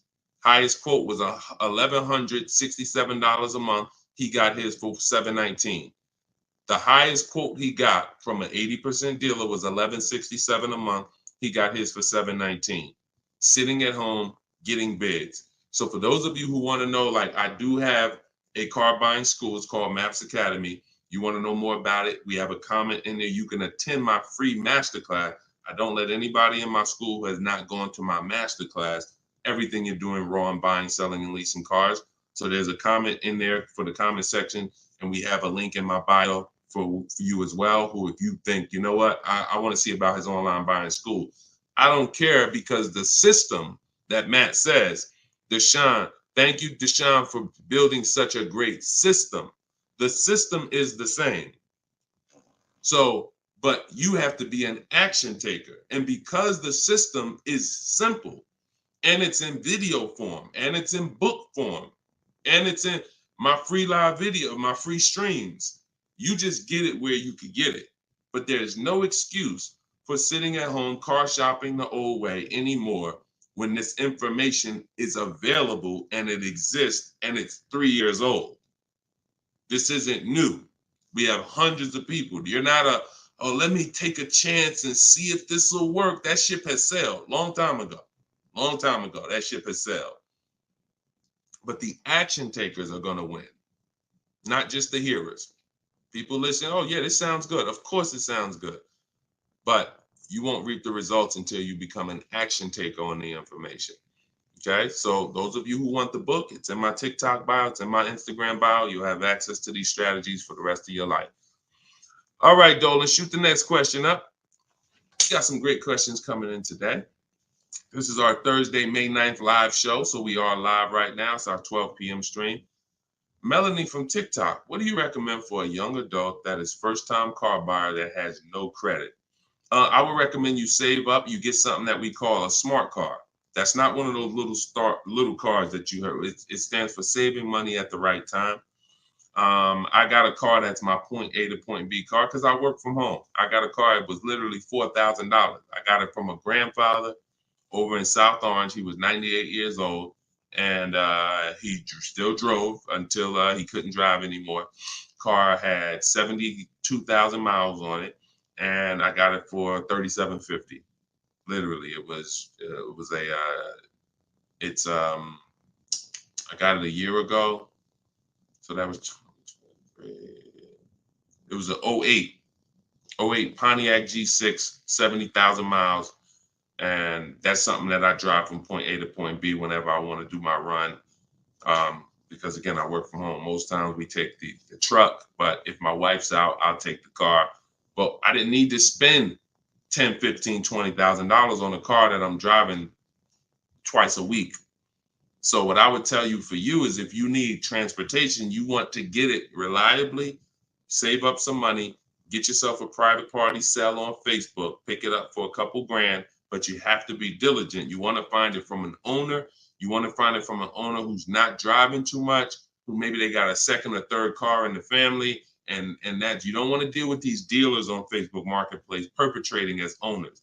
The owners know the history of the car. They've had it for the last 8-10 years. You want somebody that can tell you, yeah, my little son, this is where Jeremy took the car one day. He was driving to the grocery store. He backed into a car over there right here. You want a person who knows that, not a dealer who just picked up the car and now they're trying to sell it to you for $2, $3, $4 grand. So that's what I would be doing. I would be getting me a very reliable, inexpensive car that I can actually get to work with, make more money. And then once I make money, I will be choosing whether I'm buying or leasing based on if I'm going to keep the car for 8 more years. Whenever you get into spending real money on cars, over 12, 15 grand, this is when you start wanting to ask yourself, am I going to keep this car 8 years or not? Because once you get these cars and build up your credit, Melanie, another thing you should be doing is getting a credit card, not using it, pay it off every month, spend $20 on it, pay it off so you can get your credit up to a 700 score. You could be at a 700 score lightning fast before the next 12 months. So now what you want is you want a car to drive, get you to where you're going, but then you want to be building your credit now. So now when you're like, okay, I got a job, I'm making money, I want to get me a different car. Am I going to buy it or lease it? And if you're not keeping it 8 years, you want to go for the lease so that you could drive a brand new car for pennies on the dollar, as long as you keep following what we're teaching and getting great lease deals. But if you're keeping the car for 8 or more years, then you would go and you would buy a car, not lease it. But in order to do that, you want to set yourself up and get yourself up to a 700 credit score. So you should follow somebody like Shonda Martin. She's on all the platforms. Shonda Martin, this young lady is a guru when it comes to credit. She does a lot of live streams, a lot of Q&As, just like me. But yeah, you got a great path. But don't go out there and do what a lot of people do and finance a car, no credit, your first car, you're going to go buy it. Now you're getting a $20,000 car. You're going to probably pay, $500 a month for it. And now that car is going to be a long-term thing because it's just too expensive. And you just don't follow the traditional route is what I would tell you. All right. I'm glad. It's my daughter. She has a full-time job and now searching for a car. Okay. Perfect, Melanie. I think that's a great plan. Because the thing about that car that you're going to get for Facebook Marketplace is whenever she decides that she's ready to finance or lease a car, she can sell that car and get all her money back. If she finds a great car on Facebook Marketplace for $4,000, $5,000, you guys can sell that car and get the whole $4,000 or $5,000 back. You'll get 80-90% of it back. And I like to get whenever it's going to be a short-term thing, I don't want a car where it's going to be a burden to me later. We want to get a car that does the job now. I know with this Pontiac, whenever I choose to sell it, because I'm actually going to get a car. I've been waiting to get a vehicle that I want for a number of years. And when I do go get that, I'll sell this one, but I'll get everything back that I spent on that car. I'll get it back. So it's just strategic. It's a great way to move when you know these cars are not costing you money. You're breaking even on them, and it's just great. So that's what I would say, Melanie. That's what I would do for my own daughter. Okay, go ahead, Dolan. Shoot the next one up. We are live, y'all. We're going to try to get to as many as we can in the show. Type your questions. This is our Thursday, May 9th show, our 12 p.m. broadcast. So, Sir Francis on YouTube, what's the best source for an accurate valuation to determine if purchasing a used car is a good idea? I don't go by that. The only way purchasing a used car is a good idea for me is if we're keeping it at least 8 years.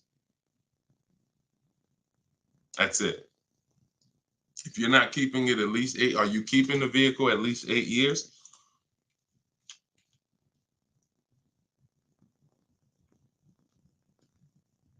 Let's see if we give him some time to answer. Are you keeping the vehicle for at least 8 years, Sir Francis?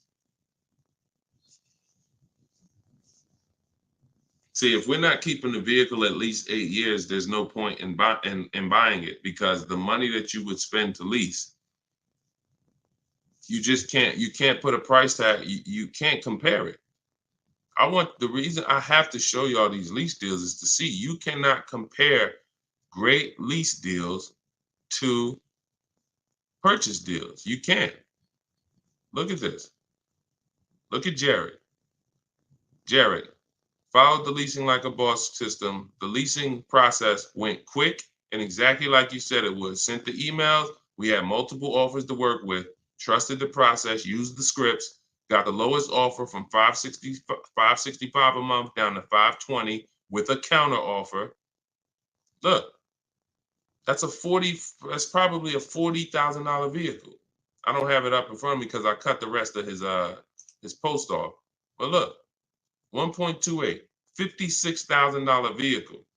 Even if you were buying a used version of this. So let's just I want to show you this. Let's just say instead of leasing like Matt did here, he got a $56,000 vehicle for $719 a month We already know with $1,000 every, with $100 a month on every $5,000, this $56,000 vehicle is about $1,100 a month. Every $5,000 is $100 a month on a 5-year finance. So $56,000 vehicle, we're looking at literally $1,100 a month, $1,100 a month payment. Let's just say though he bought this car used. He didn't understand leasing. He found a used one. So instead of 56, let's say he gets one for, you know, let's call it instead of 56, he gets 26 grand off. Let's say he gets it for, hold on, let me do percentages. I don't know why I can't do math right now in my head. Let's say he gets it for 38. Let's use something that's really conservative and good. He gets it for 38.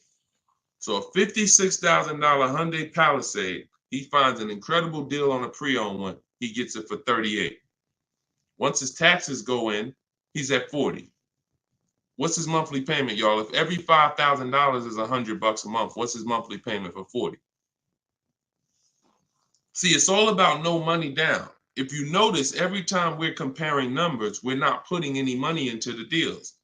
See, when you're not putting any money into the deals, you can easily compare the deals. That's why all we do is shop with no money down, because it's easy to compare the deals.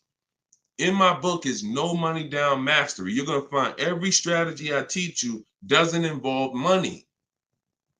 It doesn't involve money, because when you want to put money down, that's different. But money down should be after you have assessed the deal already. So, those of you who want your copy of Cars from Home, 7 Steps to Saving Time, Money, and Avoiding Dealers, go to my TikTok bio now, get your copy for 75% off. Go to my Instagram bio, get your copy. But look at this. I'm asking y'all, what's his payment? Let's see if we got anybody that chimed in. If he didn't get this brand new one, if he didn't get this brand new Hyundai truck, he got a used one. So instead of 56,000, he got his for 38. Great price. He found one for 38,000, low miles. Now taxes are in, and he's financing 40,000. What's his monthly payment?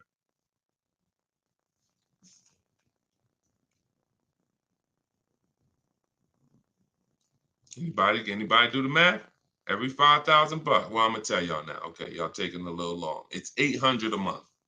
Thank you, Derek. Thank you, Derek, on Facebook. $800 a month. So let's look at that. Matt drove off $719 a month, no money out of pocket. Brand new 2024, never been driven, new car smell, fresh out the plastic, $719 a month. Same person who bought that car because they didn't understand leasing, they're paying $1,100 a month. Now there happens to be another one just like it, but it's a 4-year-old one, and it's $38,000, and someone else gets that, and they're paying $800 a month. Do you see how much money those who don't teach you about leasing have cost you? Do you see how much money listening to those who don't understand leasing has cost you? Big money. So I'm either driving a used car and I'm paying more than the guy who got the brand new one, or I'm driving a brand new one just like him and I'm paying $400, $500, $600 more than what he's paying because I bought the car. Now, when do the people who buy win? When do they win? 8 years down the road. 8 years down the road. See, because when you buy your car and you pay it off, see, the person who leases is not worried about depreciation. That's the car going down in value like this. The person who leases is not worried about depreciation. They've already beat it because their lease payment is so low. Their lease payment is so low, they're paying less than what the car's normal depreciation would be. So they beat it with a great lease deal. Now, the people who own the car they're not going to beat it because they own it. So any depreciation is coming against their actual car. If they could have sold the car today for 30, next year it's only worth 25, they lost $5,000. If you were going to sell your car today for 20 and then a tree branch falls on it, is it worth 20 tomorrow? Even when you fix it, run it through your insurance. Hey, I'm coming to get my 20. No, a tree branch fell on the vehicle. It's worth probably 18 now. This is depreciation. So the only way you're going to avoid that is through long-term ownership, because eventually, like I talked about earlier in the stream, you get to the point where your car is only losing a little bit of value each year. Only to this year it's worth 10, next year it's worth 95. In another year it's worth 9,000. That doesn't happen until you have kept the car 9, 10, 11 years. So if you're not keeping your cars that long, you're losing thousands of dollars not leasing, as I just illustrated with those 3 examples. Okay? So this doesn't change. I don't care whether it's Lamborghinis. I don't care whether it's Rolls Royces. The principles do not change. Derek on Facebook. If a manufacturer is offering a very low IR through their direct financing for well-qualified buyers, is there something I should look for on my credit report to know whether I should apply and let them run my credit versus using the pre-qualified offer I have from my credit union? Yeah, most people are going to qualify for the special rates. If you have fair credit, good credit, most people are going to qualify for the special rates because it's not super tier. Super tier is like A1 or A9 in the business world. That's super tier. Most of them are tier 1. So a tier 1 approval is really going to be if you have, 680 credit score and above. If you've had a car loan in the past that you paid well, you should be able to qualify for those special interest rates. Those are not super hard to qualify for. And if it's something under 2.9, you're typically not going to see that coming from a credit union or a bank, not in this market. Not in this market. So yeah, it's a good question though. But that's round 1 in the bank bidding war. So it's important for you guys to know that whenever you see a special interest rate offer, in many cases, it's not hard to qualify for. You don't need perfect credit. 680, 700 and above, you should be fine. All right. So, all right. Let's go, John Tez on YouTube. I'm interested in getting a 23 Charger Scat Pack, trading a 2022 Camry. This is a disaster. This is a disaster. Dealer wants 56 for the car, but it's been on the lot for 220 days. What do you think I could get them to lower it to? Well, I'm going to just tell you honestly, why are you trading in a 2022 vehicle? First of all, if you paid cash for that car, you wouldn't be trading it in, because once you see what it's worth and what you're getting in 2 years, you've had the car for less than 2 years. See, there's something, here's what we're not getting. The reason why I hold this up is for y'all to see that you cannot trade in cars this fast and have it be and have it. And I want y'all to know we are 100% live right now. We are 100% live right now. You're not watching a replay. This is a live show. So we're going to dialogue on this for a quick second. You should not, if I show this so y'all can understand the value of your car is dropping like this the first year, 2 years, 3 years. You think that you could buy a car here for $35,000, turn around, trade it a year later, and it's only worth now $27,000, and you're just going to flip and take that $7,000 loss in depreciation. You are going to absolutely lose your shirt. And the only way that you actually don't realize how much you're losing is because they hide it in your monthly payment, because you're a payment shopper. Just get me to this payment. I don't care about the numbers and all of that. I don't care about how much money I'm losing on each car. Just work my monthly payment to something that I could afford. And that is financial disaster. Because there is no way, if you were coming and you were writing a check for this, if you came in and you bought that 2022 Camry and they said, okay, it's going to be 35 grand, you know, whatever, and you wrote a check for it, and then you came back a year later and you said, all right, well, what y'all going to give me for my 22 Camry? And they said, all right, well, we can only give you 25 for it.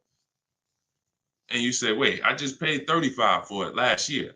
You ain't giving me no 25 for it. You would never take that. But payment buyers take those deals all the time, because what they do is they give you the same 25, but when they finance it and stretch the loan out, they're like, see, and your new monthly payment is only $50 more than your old car. And you like, man, this sounds like a good deal. It's a horrible deal. It's not even a deal. It's a horrible offer, but you're not trained to see it. So whenever I see somebody who's switching from cars that are less than 2 years old to a brand new car, you're not talking about leasing it. So you're still in the mindset of, oh, I could buy cars, switch them, buy cars, switch them, buy cars, switch them. You absolutely are losing thousands of dollars on every single car you buy. So if I wanted to do what you were doing, replace my 2022 Camry with a Charger Scat Pack. And first, you're buying another pre-owned one too. You're buying another pre-owned one. So you're asking, all right, I want to replace this 2-year-old pre-owned car that I got, and then I want to buy another pre-owned car and replace that one. But you're not looking at the fact that the 1-year-old Scat Pack you're trying to find is so rare. When you find it, you're most likely going to overpay for it. Because who has 1-year-old Scat Packs? Who has 1-year-old Dodge Charger Scat Packs? How would that vehicle even end up on a dealer's lot? You only get the cars on dealers' lots one of two ways. The dealer has to buy them from auction, or buy them from one of their customers, or at the end of a lease, the person returns the car. So people are not usually trading in a 1-year-old car. So if it has been on the dealer's lot, maybe it's because it's a leftover model. And if it's a leftover model, you don't have anything to compare it to see how much you should be saving. So what I would be doing is, before I buy a 1-year-old Scat Pack, I would see what's the market on a brand new one. This is so important. This is so important because this is financial intelligence. Look at this. If I would have walked in, this is Sean. Sean got an F-150 Lightning $73,000 vehicle. He ended up saving $20,000 on the vehicle. Brand new one.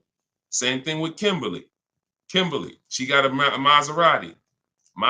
You can see here, what does it say? Total savings, $20,700. 2023 Maserati Greco, $86,000 vehicle. They took off $20,700. That's the new one. So what happens if she would have bought a used one, 1 year old, and she saved 20 grand? She might have thought that was a great deal. Man, I got a 1-year-old Maserati. They took off 20 grand from me. Not if she didn't know that on a brand new one, she could have got 20 grand off. So whenever you're buying a car that new, you need to know what the brand new market is to know, all right, if I can save 10 grand off a brand new one, then how much should I save off the 1-year-old? I should save a lot more than that. See, and you have a lot of things that you moving in a way that I would tell you need a system, because it's hard for me to explain to you everything you are doing and a way you're approaching this, how you're going to overpay by thousands and thousands of dollars. You haven't talked about leasing versus buying. You're not talking about shopping for cars in a way where you can actually see multiple offers. You're talking about buying a 1-year-old pre-owned car without looking at what the market is. How do I know a good deal on a 1-year-old one? There's not enough vehicles out there for you to know a good deal on a 1-year-old, which means the only way I'm going to know a good deal on a 1-year-old one is I need to know what a good deal is on a new one. And if a good deal on a new one saves me 15 grand, then that means on a 1-year-old one, I need to save like 20 to 25. There's not enough vehicles for you to do that. So you should really be looking at following a system, learning about leasing versus buying. Are you keeping the next car 8 years or not? If you're not keeping the next car 8 years, you shouldn't be buying, you should be leasing. Because I don't care what you get the price for on the Scat Pack, you are gonna overspend compared to someone who goes and leases their Scat Pack and gets a great deal on it. So we got to slow down and look. Most times we're approaching car buying like grocery shopping. We're trying to get our car deal done the same time as a grocery shopping visit. 2 hours, 3 hours. We're at the grocery store more than we're planning our car purchase. And the only way you're going to save money is to take your car buying process seriously. If it's just like, nah, Deshone, it ain't that big of a deal, then go ahead and go give them 15, 20 grand. But I tell you what, somebody like me, somebody who's listening to me, who get in the same car that you're getting, and they say, man, so funny, Deshone, I'm in the same position as that person is in. I got a Camry too, and I want to replace it too with a Scat Pack. But I'm gonna use your strategies. I'm gonna assess my old car, get bids for it. I'm going to determine leasing versus buying, and then I'm gonna shop for my car.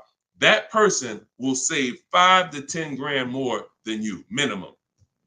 Minimum. I'll put any amount of money on it. I put any amount of money on it. So slow down and answer this question first. How many years are you keeping the next car? If the answer is not 8, don't think about buying it. Don't think about buying it. My goal is to shop for my most aggressive lease on my next car. If I'm buying it and I'm keeping it over 8 years, then I'm buying it. I'm not buying a car that I'm not keeping more than 8 years. Not no Scat Pack, not no Dodge Challenger, not no Toyota Camry, nothing.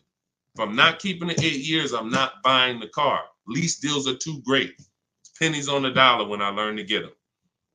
So everything I'm teaching y'all is out of my new book, Cars from Home. It's a digital book. It's called 7 Steps to Saving Time, Money, and Avoiding Dealerships. You can get your copy for 75% off in my TikTok bio. The price of the book is $97. That is the price. But you can get it for $24 if you get to my TikTok bio before the 30-minute timer expires. If you get to my Instagram bio before the 30-minute timer expires. We have a link in the comment section on YouTube and Facebook. You can go to deshonsbook.com, or you can scan this QR code with your phone and you can get your copy for 75% off. So use it. Make sure you send me your success stories. Continue to send me your success stories so we can bring them onto the show. That is a step-by-step system. There's nothing left to chance. You cannot leave anything to chance when it comes to car buying. Everything that we teach is for a reason. So let's continue to move. You know, we will be back soon for another stream. And catch us later. We're usually live 7 and 12 p.m.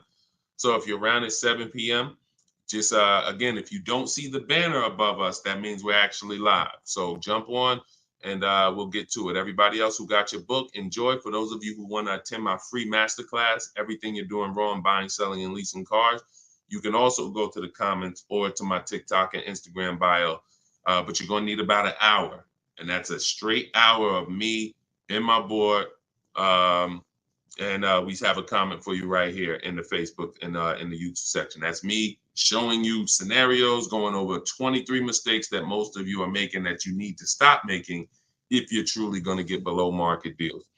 Okay, so other than that, y'all, get the information. I don't care how you get it. Get in where you fit in. Use it. Keep unlearning. And let's keep saving this money. All right, God bless y'all. See y'all on the next one.